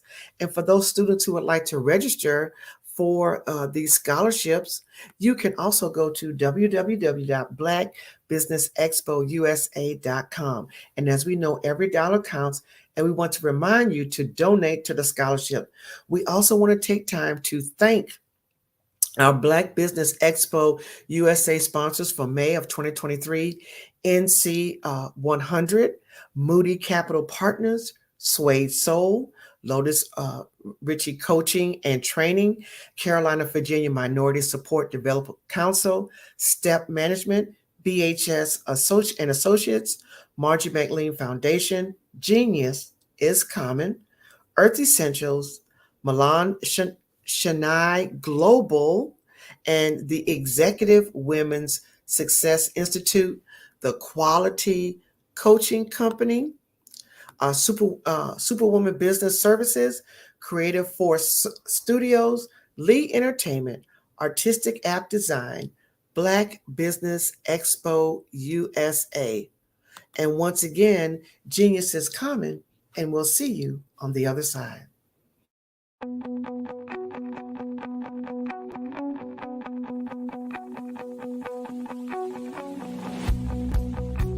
I am Black business. From the moment I wake until the time I sleep. Yes, I am Black business. I am Black business. Tell me, are you Black business? I am Black business. Do you support Black businesses? Listen, I support Black business because I am Black business. Black Business Expo, one of the largest business showcases in the history of Black business in the world. The world! Sign up today at www.blackbusinessexpousa.com or call 919-308-9090. I am Black business.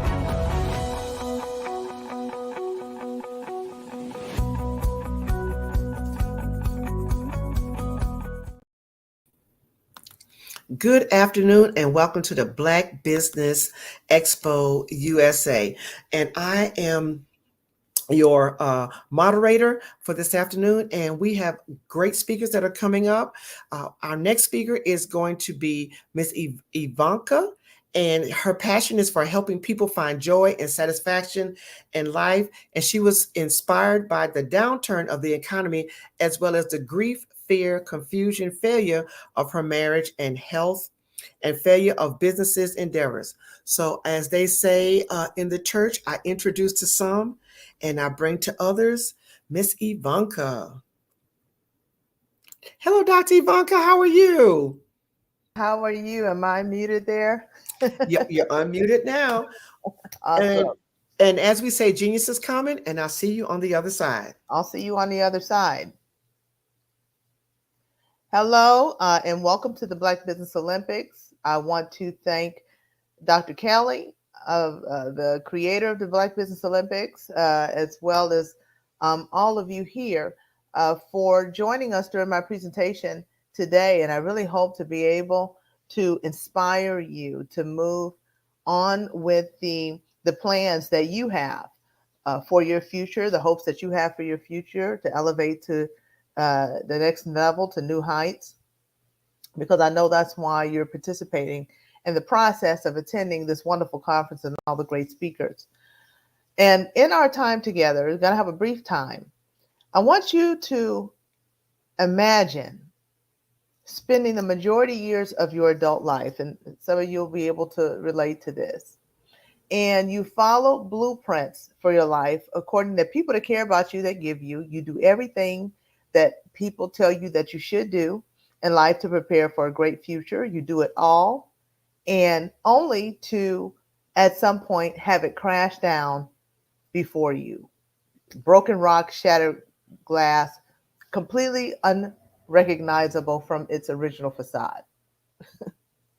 My name, as the moderator said, is Dr. Ivanka Farabee. Today, I am a motivational speaker. I'm an internationally best-selling author. I am a master empowerment coach. I have a nonprofit called Beyond the Shackles, and because I'm a prison chaplain, and I instill hope in the incarcerated and disenfranchised and their families through this entity. And I also have a TV show. The TV show is by the same name. And I've had that TV show probably going on 5 years now. But it was not always that way for me.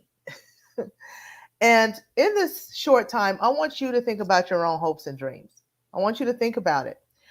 Because I'm going to say there was a time that I didn't dare think of such a thing. I just allowed a series of misfortunes and failures to push me in a corner of mediocrity. And I was basically in a position where I did not have the courage to move forward for what I wanted in life. So I just went along with the status quo. But because I'm going to tell you a little bit about my background. I come from a family, I was raised on the south side of Chicago. My parents were factory workers. And my mother specifically was a part of the Great Migration that many of you know about, and around in the 50s when all the folks were going from southern states and they were emerging on the big city like Chicago for the factory work that promised the regular salary and pensions. And my mother at 19 years old left her farm life and she went after one of these jobs. Unfortunately, within a 3-day period of time for her, she was able to land that job. My mom wanted to go to college, but because of some things that occurred, that dream would never be realized. But what she did is she met my father at this factory and they married. And like many marriages, the marriage didn't last. They divorced when I was 4 years old. But both my parents stayed at that factory for 40 years, 35, 37 for my mom, 40 for my dad. They got their pensions, they get their Social Security, they own their homes. They did everything that they desired to do because that was a different time. It's a different time. So I tell you that because my parents were not risk takers except for leaving home at 19. They were about to get a regular job, keep a regular job. And the desire was for me and my siblings to go to college, and doing better for them was you get yourself a corporate job. I was a business major, which that was fine. I liked business. And you get you one of those companies, in one of those companies, and you get there and you retire and you get the pensions and everything that these companies have to offer. Well, it's a different time now. It's not like in my parents' day. But I did everything that they said. So basically, because when I graduated from college, I had a job in an engineering organization. If anybody knows anything about me, they know I am no engineer. This is back in the time, and we know better now. People talk about purpose and destiny and doing what you're passionate about and all these things. That's not how it was back in the 80s. Back in the 80s, my parents didn't come from the time even before that. You got a job. It didn't matter if you liked it. And that was that. And so when I got in this engineering organization, I was absolutely miserable. And I remember going to my mother and I told her, I have to do something different here. This is not working out. I got to get something that's better suited for me. I feel like I'm suffocating. And I remember the terror and the horror in my mother's face when I told her I was thinking about leaving this good job with these benefits at this Fortune 500 company. She had, bragged about this, from the time I graduated, and it's this job's inception. So she looked at me and she said, listen, you do whatever you have to do to keep that job and do the best job you can do, and you get those folks to pay you as much money as you can get them to pay you.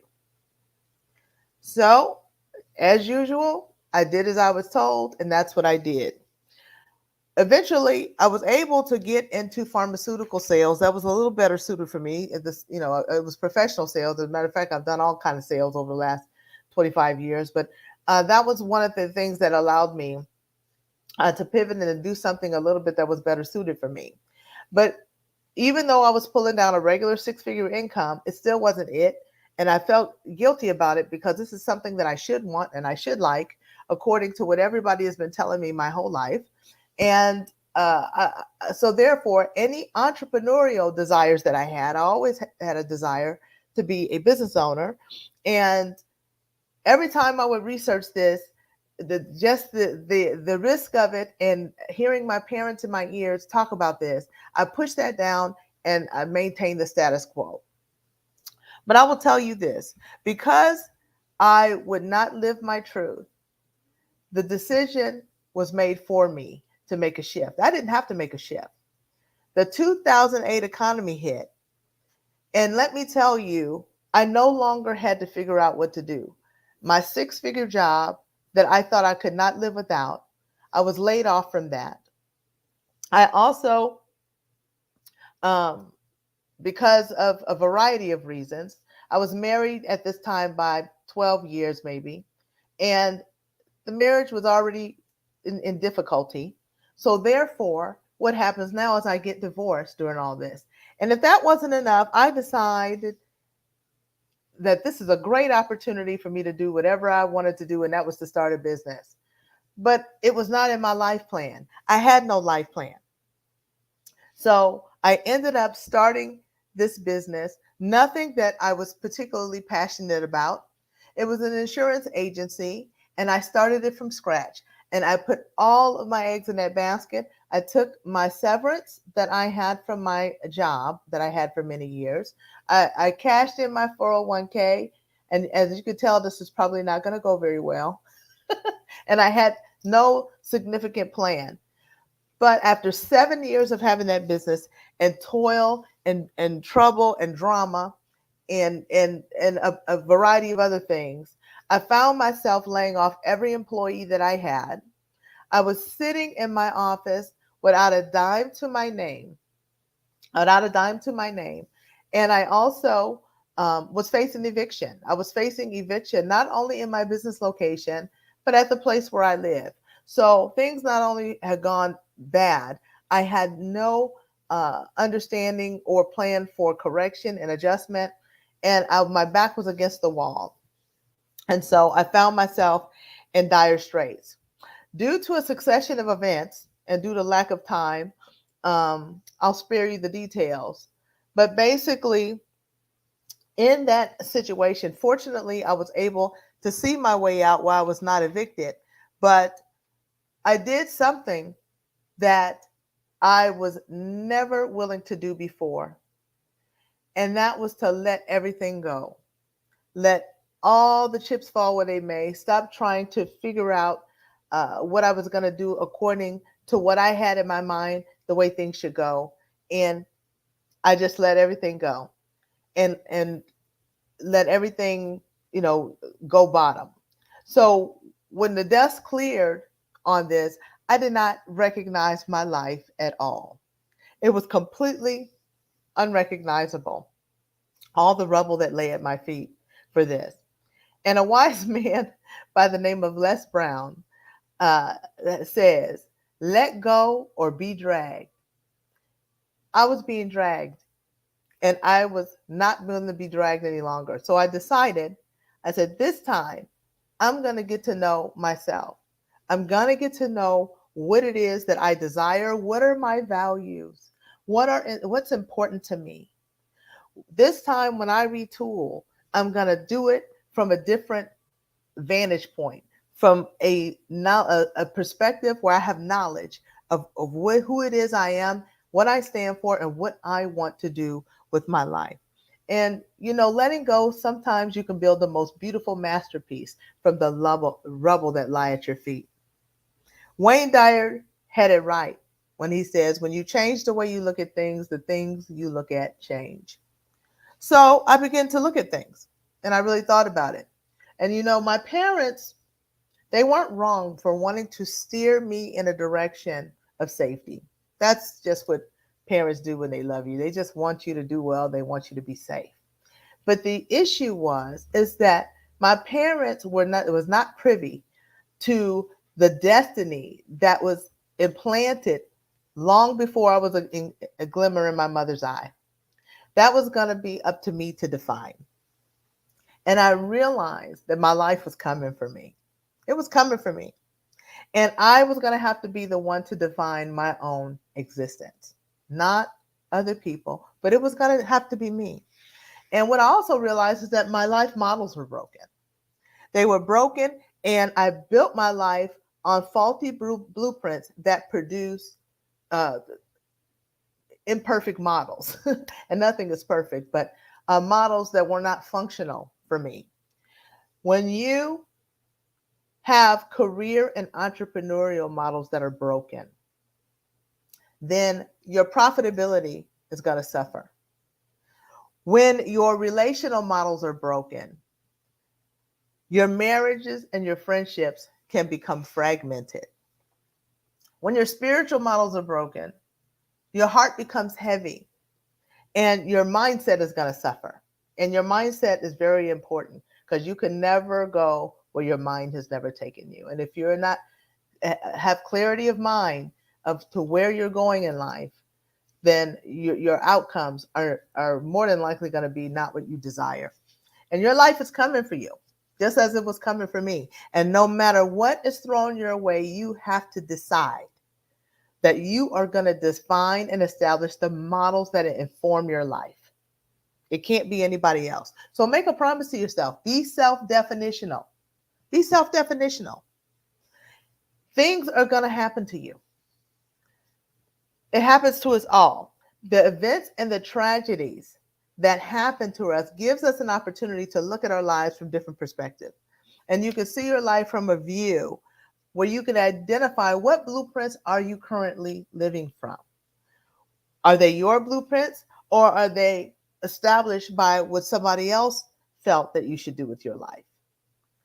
So that's something that you can look at, and not just look at the facade of your life, but down to the very bones of your life, the blueprint that you're building. And you can define what that masterpiece is that you want to build for you and your family. So it all depends on your mindset. And that's something that you have to work on. What is your heart condition? Are you complacent? Are you afraid to bet on you?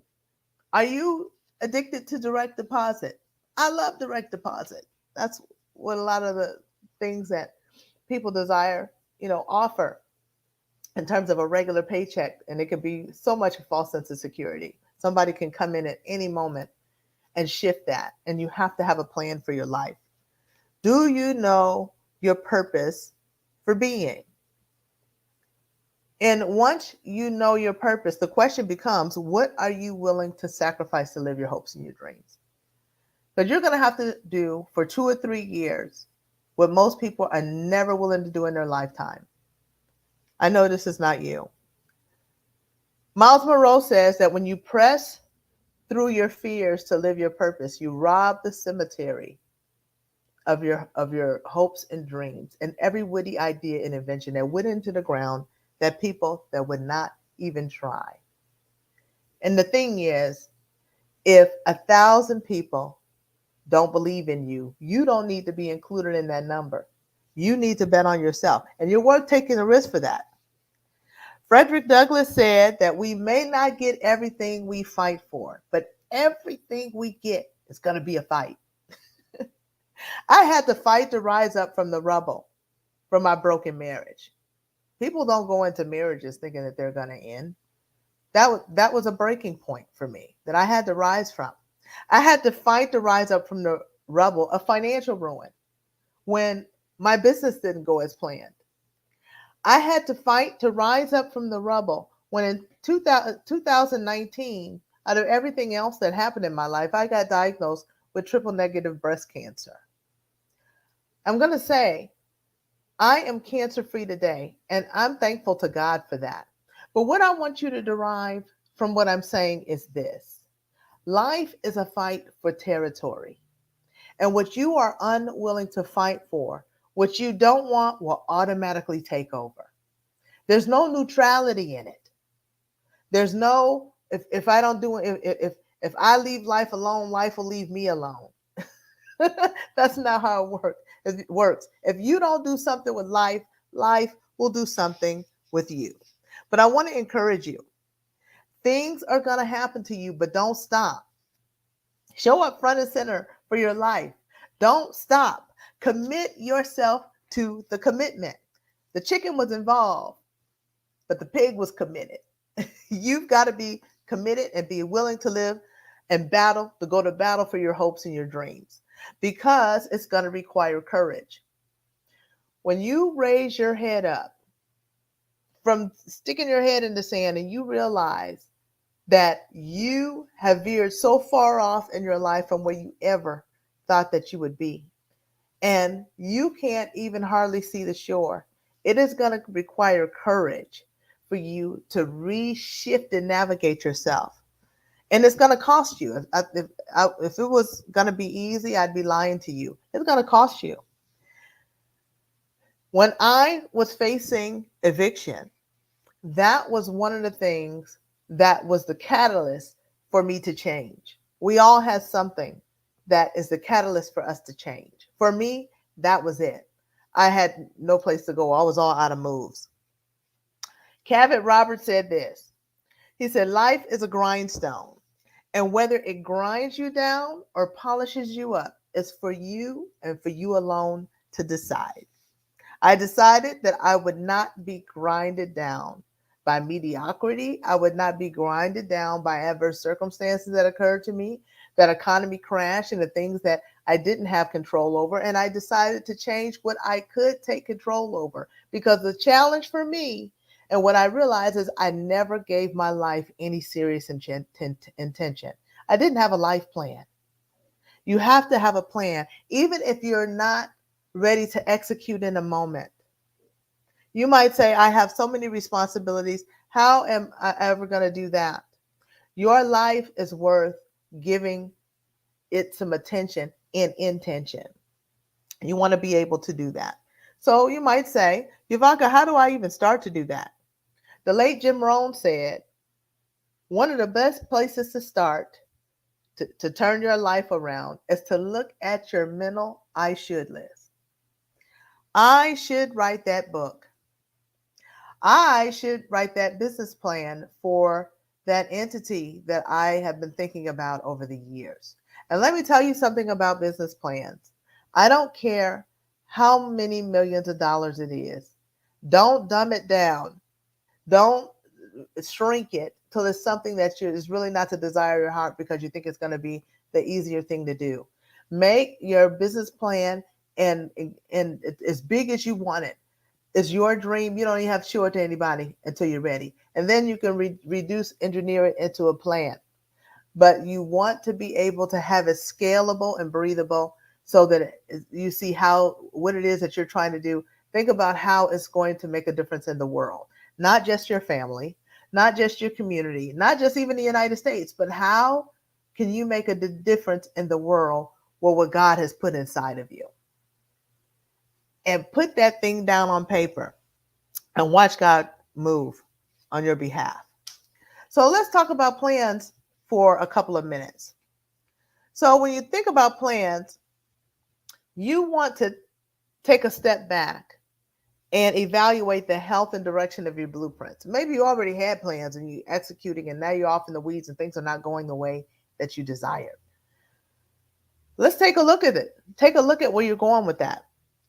One, you want to make sure you understand enough about yourself and your destiny, your markets, know who you are, and communicate your value with confidence.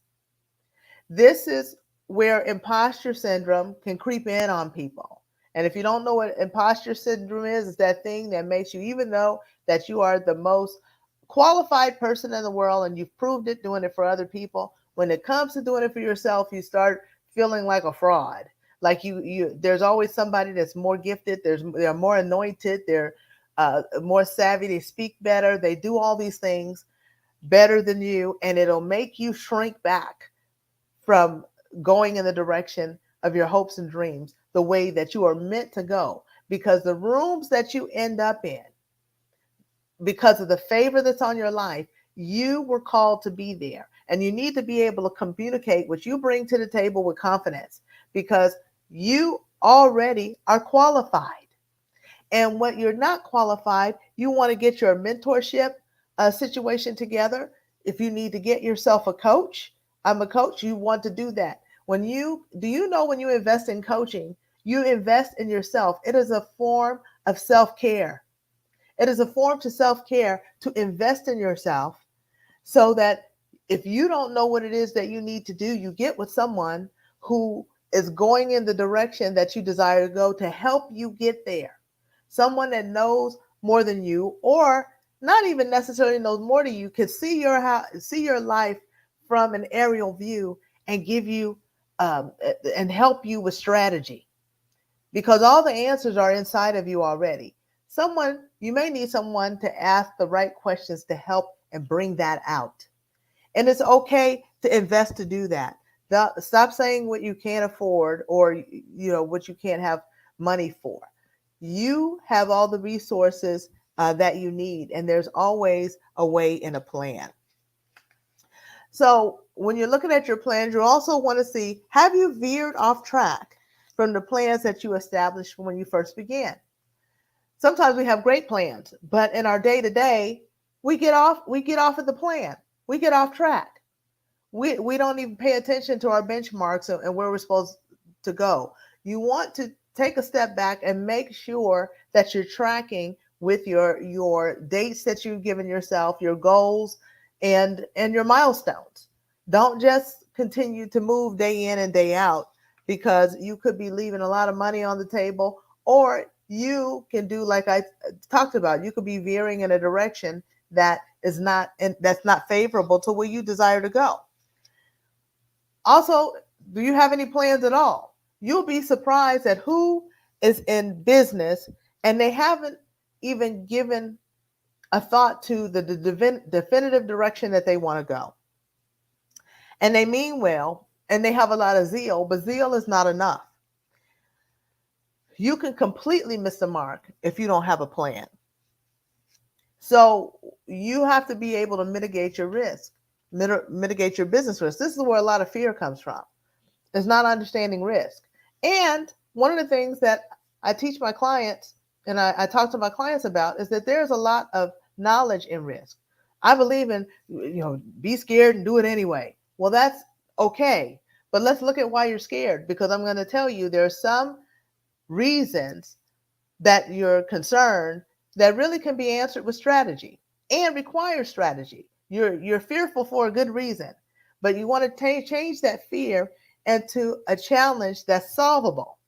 And then anything else, that boogeyman fear stuff. What if I lose my money? What if I? The stuff that maybe it could happen, but you plan it with strategy. But then there's going to be a lot of stuff that not only has it not happened, but it probably won't if you don't speak it into existence. But you got to be able to tease out the difference so that you can address what you need to address, and then you work on your mindset for the rest. That's where a coach comes in really handy. Coach comes in really handy to help identify those things. So you want to keep that in mind. I remember one time I was planning on going into this the real estate field in a particular market. And this, when I had my insurance agency and I was looking to pivot, and I didn't know quite how I was going to go into this other market, or if I should. But now by this time, because I got knocked around a little bit, I had some knowledge. That's the other thing I want to say. Learn from your mistakes. Turn them into gold for you. Don't just have failures without making those failures work for you in the future. Because I don't really believe in failure. I believe that you cannot fail, you can only learn. So learn from your mistakes. So because I had put myself in a bad situation, there's a lot that went into that. We don't even have time to address of why the situation bad, because there's nothing wrong with the insurance business. It just was not my purpose. Well, it wasn't designed. I signed a really poor contract, which I had to take responsibility for yesterday for not doing my due diligence. So much into that. But anyway, now this time I got a little bit more knowledge. So I said, okay, I'm going to look into this particular aspect of real estate. And I'd done some investing. This wasn't with that. This was a permanent type of situation. But I realized in my vetting of the situation, not only was it not something that I was supposed to do, there was nothing wrong with the business, but it was not suited for me in terms of a business model, in terms of how I wanted to spend my time, in terms of where I wanted to put my resources. And I would have been painting myself in a corner, just like I did with my insurance agency. That's why it's important to know what it is you want. Because part of the challenge for me personally with the insurance agency, that the model was all wrong for me in terms of the storefront model. That's nothing that I ever desire. But I didn't know until I got myself in that situation. And then I was stuck. But you want to take a look at what it is that you desire to do. That's why it's important to really know yourself. And so are you getting the results that you want? Because you settled for something smaller than you desire because you thought your true vision in your heart was going to cost too much, or other people weren't going to be interested, or whatever those things might be. So you want to take a look, and also don't rely on your old way of doing things. Be open, be willing to take a fresh look at your plans. Be willing to be able to be pliable so that you can learn from others, and be willing to pivot where you need. And if you find that you need to start everything over from scratch, do so. It's okay. It's okay to start everything over from scratch.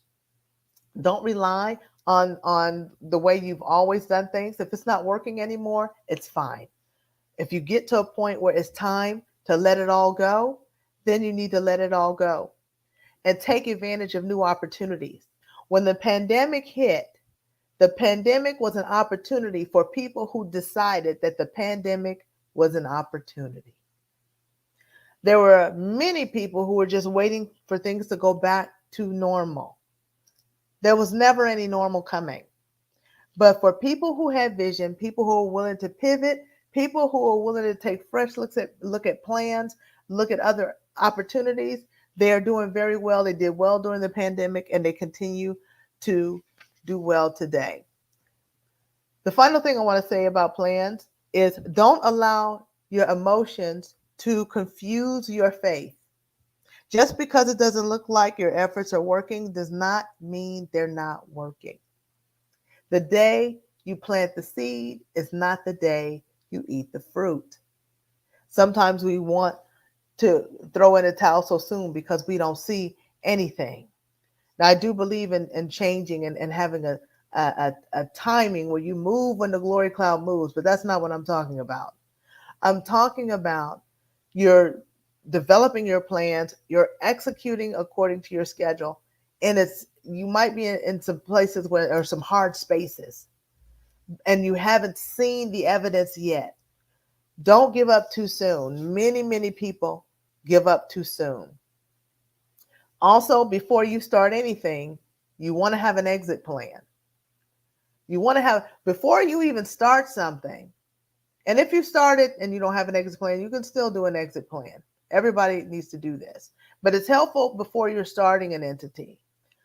What is it that you want that business to do for you in the long run?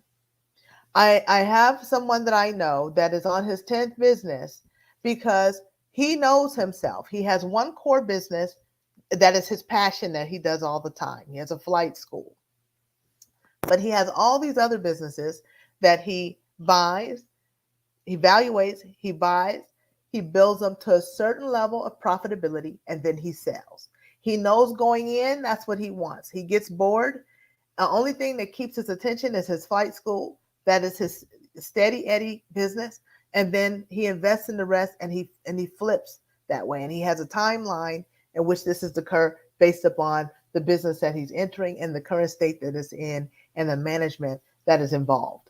So what do you want from your business when you're going? Do you want to sell your business after it reaches a certain level of profitability? Is it something that you want to leave to your children and for a legacy? Here's the other thing about that. You want to talk to your kids and just take their temperature about that. One of the things when I sold insurance to businesses, I partnered with a real estate agent that helped to buy and sell businesses. And so I would partner with him, and he'd go in and do valuations for people who did not have plans for their retirement, because that was the other thing that I was doing, is retirement plans. And let me tell you something. I never forget, I went into a sheet metal business one time, and a guy had worked his fingers to the bone.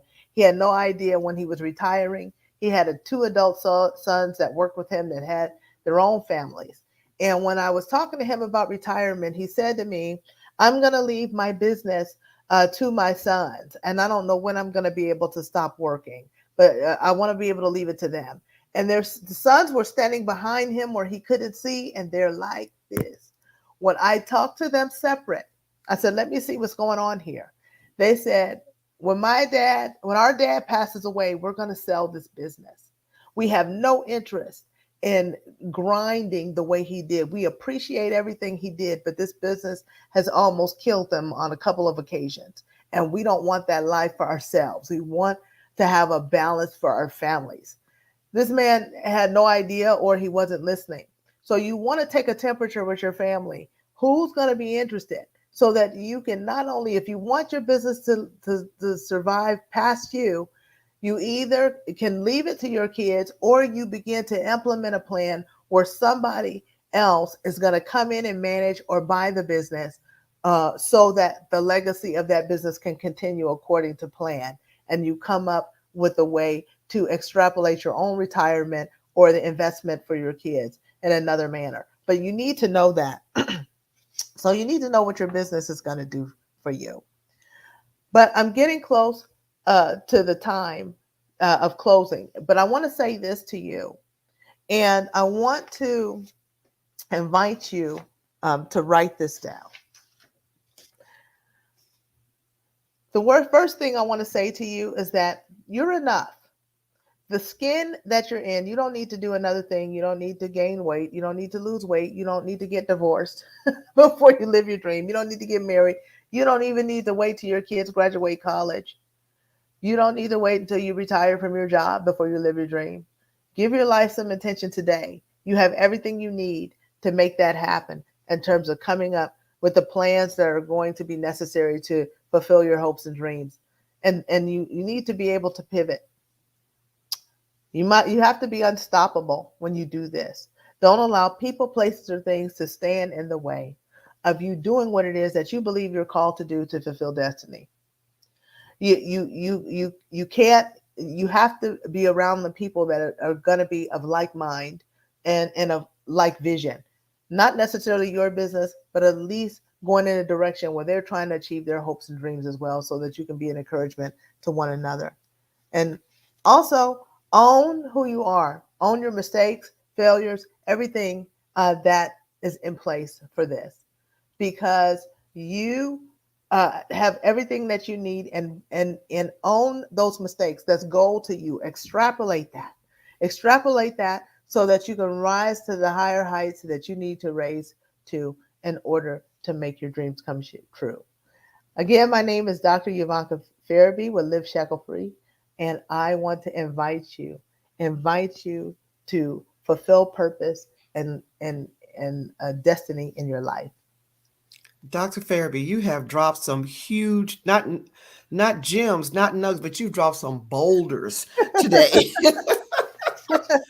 and yes, ma'am. And I just wanted to, a couple of them really stood out with me. You said you can build a masterpiece from rubble. Yeah. Outcomes suffer when you don't have clarity. And then you said commit yourself to commit. You said because the chicken was committed, but the pig was involved. Yeah, the chicken was involved, but the pig was committed. The chicken was involved, but I'll flip it around. But yeah, flip it around. I got it. Yes.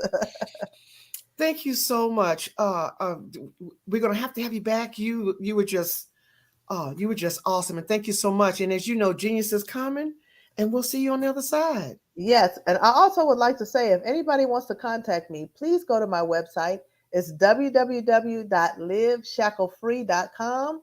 Again, www.liveshacklefree.com. Sign up for my mailing list. Also, send me a message. If you have some questions for me, I'll be glad to answer it.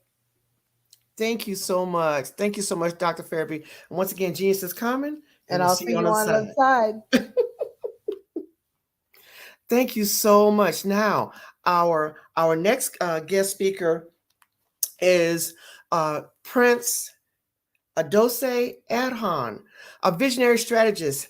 He ignites success for businesses across Africa with a profound understanding of challenges entrepreneurs face. He excels in providing business solutions and strategies. He empowers businesses to pinpoint obstacles and identify effective solutions and seamlessly implement them. He is remarkable. He has a remarkable talent that lies in guiding businesses towards constant growth and a competitive edge. Known for his exceptional ability to figure it out, he navigates the growth journey alongside entrepreneurs, leading them to extraordinary outcomes. So I introduce to some and present to others none other than Prince Adose Erhan. Hello. Thank you. Hi. Thank you very much. Thank you, Russ Jones. Thank you. Can you hear me clearly? Yes, sir, I can hear you. And as we say here, genius is common, and I'll see you on the other side. Thank you. All right. Thank you very much for that wonderful introduction. My name is Prince Edose Irahon. I'm currently speaking from Johannesburg in South Africa. I am the leader and the founder of One Africa Forum. We are a movement of organized bodies and individuals with a vested interest in Africa's unity, development, and absolute independence. So today, I'll just share a little of our vision, but more importantly, I would like to speak on the power of one. This is something I have, over time shared with a few of my colleagues and also some of my teammates, on how we together can come together and also contribute our individual efforts. I want to commend the last speaker, Evoker. That was such an amazing motivation out there. So let's talk about the power of one. First, we must understand that it's a concept that emphasizes the impact, of individual actions, all right, individual choices and individual beliefs. We see the world that we live in right now. It seems so vast and complex as well. It is often easy to underestimate the influence of a single person. Always easy. I mean, what can they do? But we have seen over and again in history that one individual has the potential to bring about remarkable change, both positive and negative. And so we must always take note of that as well. In trying to pursue the power of one and trying to understand it, it could also come out negative. And so that is why we must always keep a positive mindset. Thank you to Evoker for that wonderful one again. Now, first and foremost, understand that the power of one lies in the ability to inspire. It lies in the ability to inspire. Now, if you are an entrepreneur or you are an inspiring entrepreneur, you must understand that you need to be able to inspire others to action, whether it's to sell or to buy. You understand? And so throughout history, we've seen influential leaders and thinkers and visionaries, and that's actually where One Africa Forum comes in, right? We have put together visionaries, we've put together experts that is steering the course of young people, and including women and men as well, on the continent. All right, we've seen leaders and visionaries emerged, shaping the course of humanity. Let's think of Mahatma Gandhi, for example. Let's think of Martin Luther King or Nancy Mandela in the great South Africa, where I'm from, where I speak from currently. Now, these people, through their words, with their actions and unwavering determination to bring about change, they inspired millions and they brought about significant social and political transformation. These individuals, they demonstrated that one person driven by the power of conviction can galvanize others to ignite a movement for justice, for equality, and for freedom. And this is beautiful. The power of one. Now, where you sit there, do you really think and see yourself as, oh no, but I can't do it. Oh no, but I need others. All right. I need someone to do it. It's always easier to point fingers and push responsibilities to others as well. But the most noble thing to do is to be the one who steps up, the one who wants to do it, the one who does it. That's the noble thing to do. Now you sit there and you think, but what can I do? Now look at the country you are currently, wherever you're watching from, and ask yourself, if our leaders, if those who brought about the transformation and the revolution that we currently benefit from right now, if they had sat down and waited for another to do it, who would have done it? You want to become an entrepreneur? You want to run businesses? You want to do this?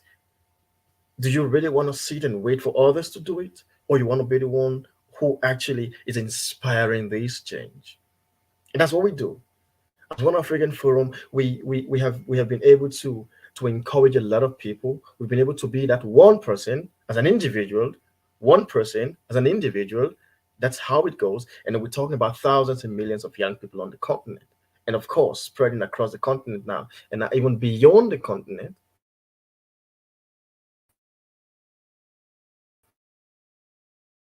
Young people put it in their hands. That is beautiful.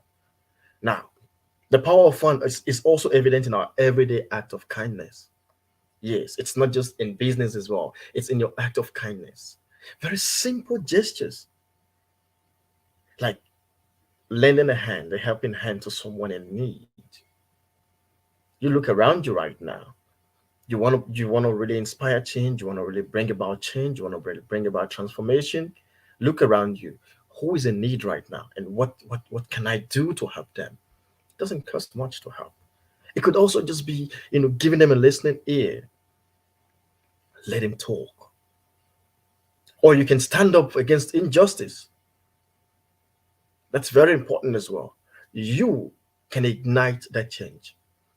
Our government, all our leaders. Oh, but what are you doing in your closet? What are you doing?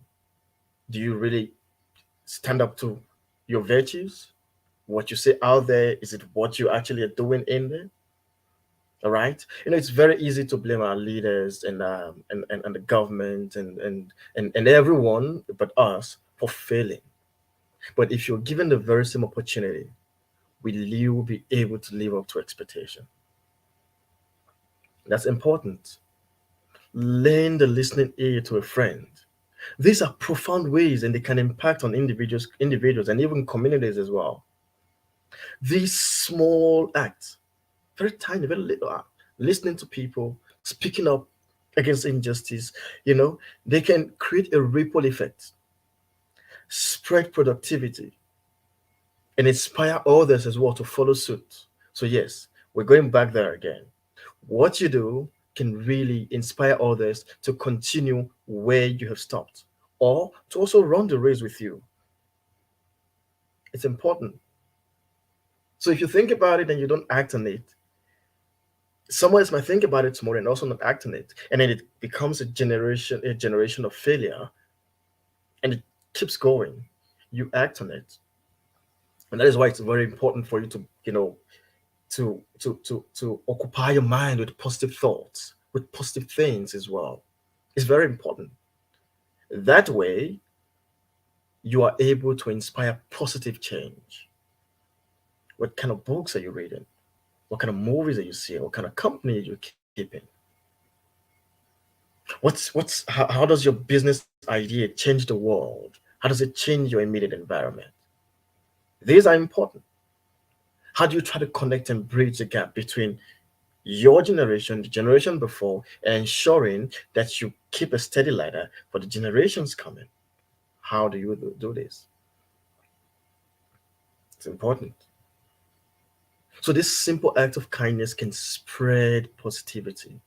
It can inspire others, like I said, to follow suit. Now, by recognizing our capacity to make a difference in the lives of others, we can contribute to a more compassionate and interconnected world. And that's where we're coming out. Now, talking about interconnected world, unity. Very often when I speak to friends across the continent who are not in Africa, it's very easy to at least think of Africa as a country. Africa is not a country. Africa is a continent, a huge continent with about over 54 countries. That's Africa. Huge and beautiful as well. Now, our diversity with over 3,000 different ethnic groups on the continent and more than 2,100 languages spoken on the continent. Now, you can imagine, how do these people still maintain this unity? How do they still come together as one?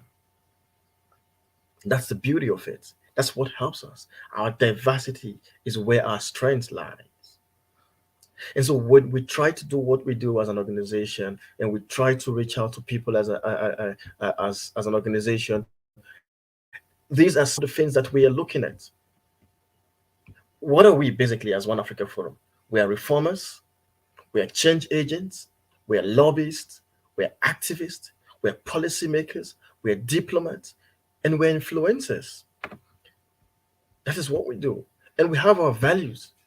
As an organization, our core values, of course, which is a non-government organization, and our core values are integrity, empathy, accountability, courage, leadership, discipline, teamwork, humility, service, diversity, justice, and fairness. Now, when we bring all this together, these are the values that make up the team, that make up One Africa Forum, that make up an African, and that make up one, makes up who I am and who my teammates are. And so we try to reach out to a lot of people, and we're doing our best, providing education to people. Our target is to educate 30 million people by the end of this decade. And then you think to yourself, but how can this be? Yes, it can be, and it's very possible if you decide to be a part of it. If you decide to contribute to this, it could just be following the activities of the organization. It could also just be telling someone about what's happening on the continent. Contribution comes in various ways. All right. It's always very common for organizations and nonprofit to come up and always want to talk about, financial contribution as well. These are very, very huge ways that you can support as well. But those are not the only ways you can support. You can say, but I don't have money to give. What can I do? We are saying that you alone can cause and bring about a huge change and transformation if you decide to talk to someone about what's happening on the continent. Talk to someone about what One Africa Forum is doing. Our Y3DG target, our Y3DG stands for Young, Dynamic, Determined, and Daring Generation. It's to raise true pillars of Africa. These are important.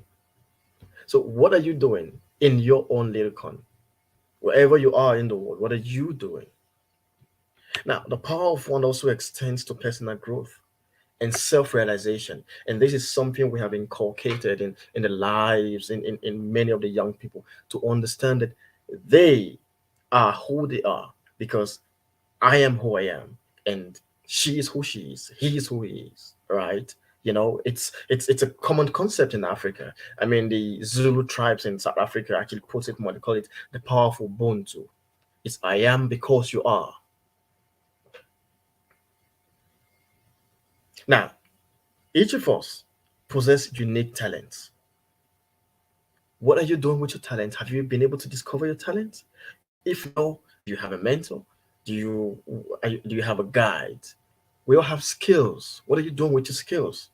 Are you trying to acquire more skills? Or are you trying to harness what you've got already? Or are you trying to use it effectively and efficiently? This is important. And we also possess unique passions as well. Unique passions. And so when we come together as an organization, we believe that a forum of diverse actors, that come together will not fail the expectation. And what are the expectations? It's the expectations that I say that Africa and the coming generation have of us. But we do not want to fail them. We want to ensure. I mean, Africa is a developing continent with a lot of developing countries.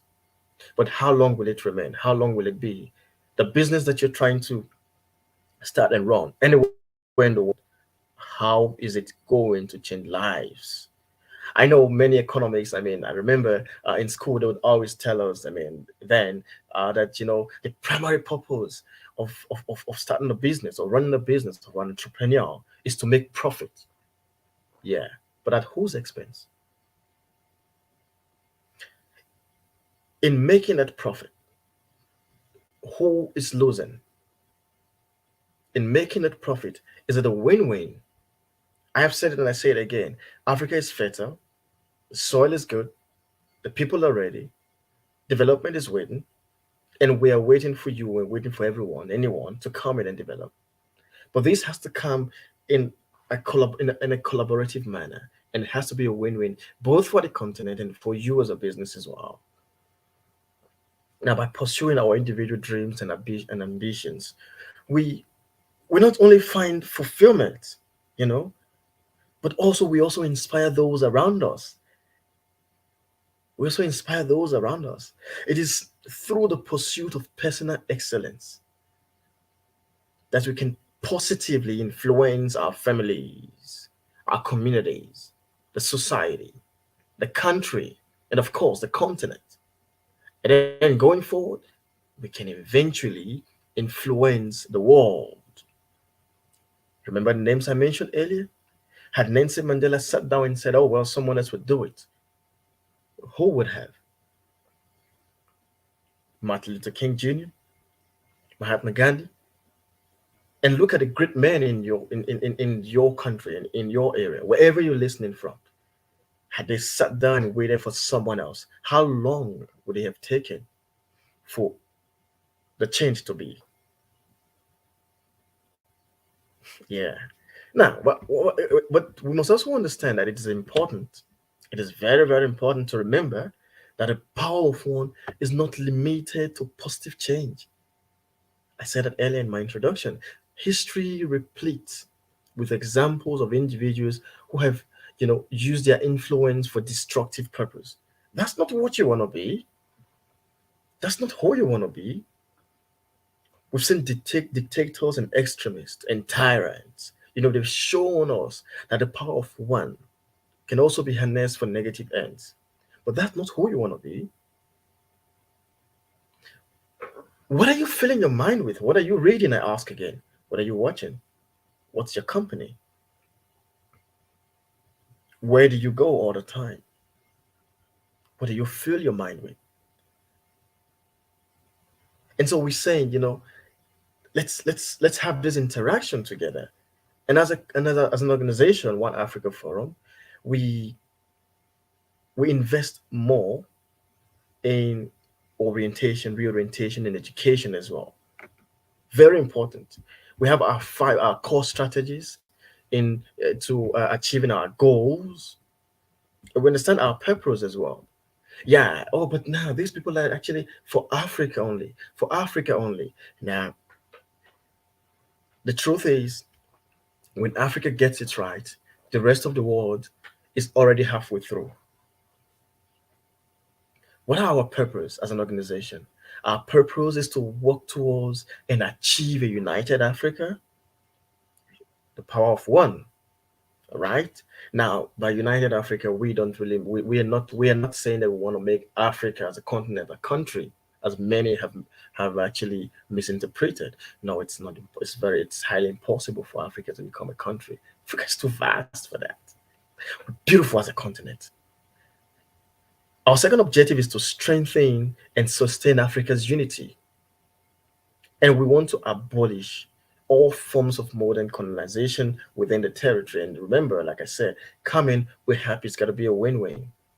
We also want to work in partnership with African states, with African leaders as well, towards sustainable development.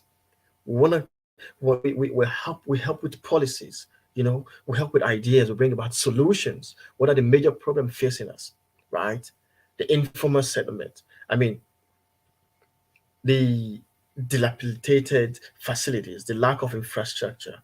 How do we bring about solution? How do we solve this problem? We come with think tank, and we want to bring all this together, right, and get it right on the continent. We want to promote African-centered education. We want the generation coming to understand the history of Africa, and also the relationship that we have with the rest of the world. So, teaching Africans about Africa does not teach Africans about the rest of the world. It actually exposes Africans to the rest of the world. So, what want to do? So we want to promote an African-centered education that advances globalization. So these are our objectives. I'm going to run through it again quickly. And also, number 6 is to collaborate with African citizens and African descent around the world for an equitable, fair, and just reform in Africa and for Africans in diaspora. And 7, which is the final one, is to advocate and influence policies, actions, and regulations for dignity, peace, and freedom globally. So you see, we are not just sitting and looking for this in Africa only. We are really concerned and interested in the development of the world itself. So I'm going to run through them quickly and then I'll move on. Number 1 is to work towards and achieve a united Africa. Number 2 is to strengthen and sustain Africa's unity. Number 3 is to abolish all forms of modern colonization within the African territory. Number 4 is to work in partnership with African states towards sustainable development. Number 5 is to promote African-centered education that advances globalization. And number 6 is to collaborate with African citizens and dissidents around the world for an equitable, fair, and just reform in Africa and for Africans in diaspora. And number 7 is to advocate and influence policies and actions and regulations for the dignity, peace, and freedom globally. Now, these are very important objectives that we pursue as an organization, and we have our strategies to achieving these as well. We have said all these. You heard me talking about our passion for education and so on and so forth. Now, what are our 5 core strategies in achieving this goal? It's important. The first is education. It's education. We understand the power of education, and we also, our second strategy is entertainment as well. Historically, we've seen that media and entertainment have proven to be major unifying factor and source of information across borders as well. Many of you enjoy the African music. You've seen great artists coming out from Africa. We've seen great artists coming out from around the world. We want to see how we can build a synergy so that we can always send messages and receive information through entertainment as well. We've seen movies talking about Africa, right? We've seen movies teaching us about the rest of the world. I can guarantee you that many Africans know a lot about other parts of the world, like the United States and but in Asia and Europe, through what they see in movies. That's important. And we also working with the leaders. And so our third core strategy is leadership and governance. We want to work with the leaders and we want to get to influence policies and get involved with governance as well. And the other is sport. Come on. We all know that sport has the power. According to the words of Nelson Mandela, it says sport has the power to inspire and unite people in Africa. And in Africa, soccer enjoys great popularity and has a particular place in the hearts of people. That's the words of the great Nelson Mandela. So we also want to get involved in sport and see how, through the Cup of Nations and different leagues, how we can, send this message across and spread the message as well. Commerce, which is business, what we're talking about. We work towards, for those of you who do not know, there is what we call the African Continental Free Trade Agreement right now that actually encourages the free trade within the African borders and also encourages free trade within African nations as well. So it's ease of trade. Now we're tapping into this, all right, and see how we can support entrepreneurs, how we can get them to understand the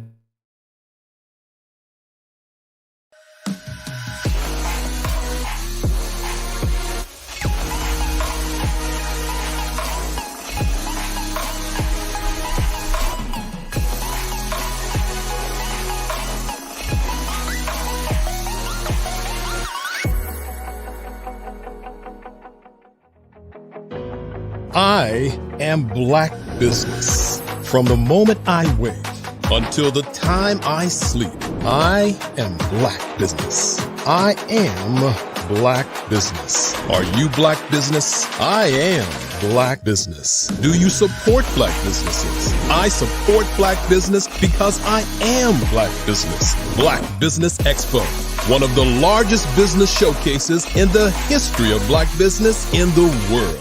Sign up today at www.blackbusinessexpousa.com or call 919-308-9090. I am Black business.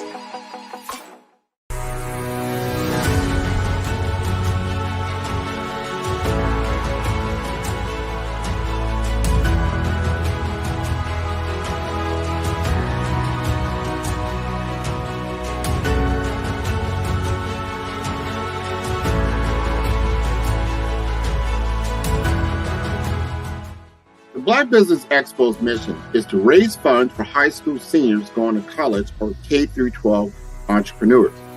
This expo is a fundraiser for students. Please, you may go to www.blackbusinessexpousa.com to donate to the scholarship fund or use the Cash App at $BBXUSA. Our goal is to give laptops and up to $5,000 to 10 students. Students can register online at www.blackbusinessexpousa.com. Every dollar counts.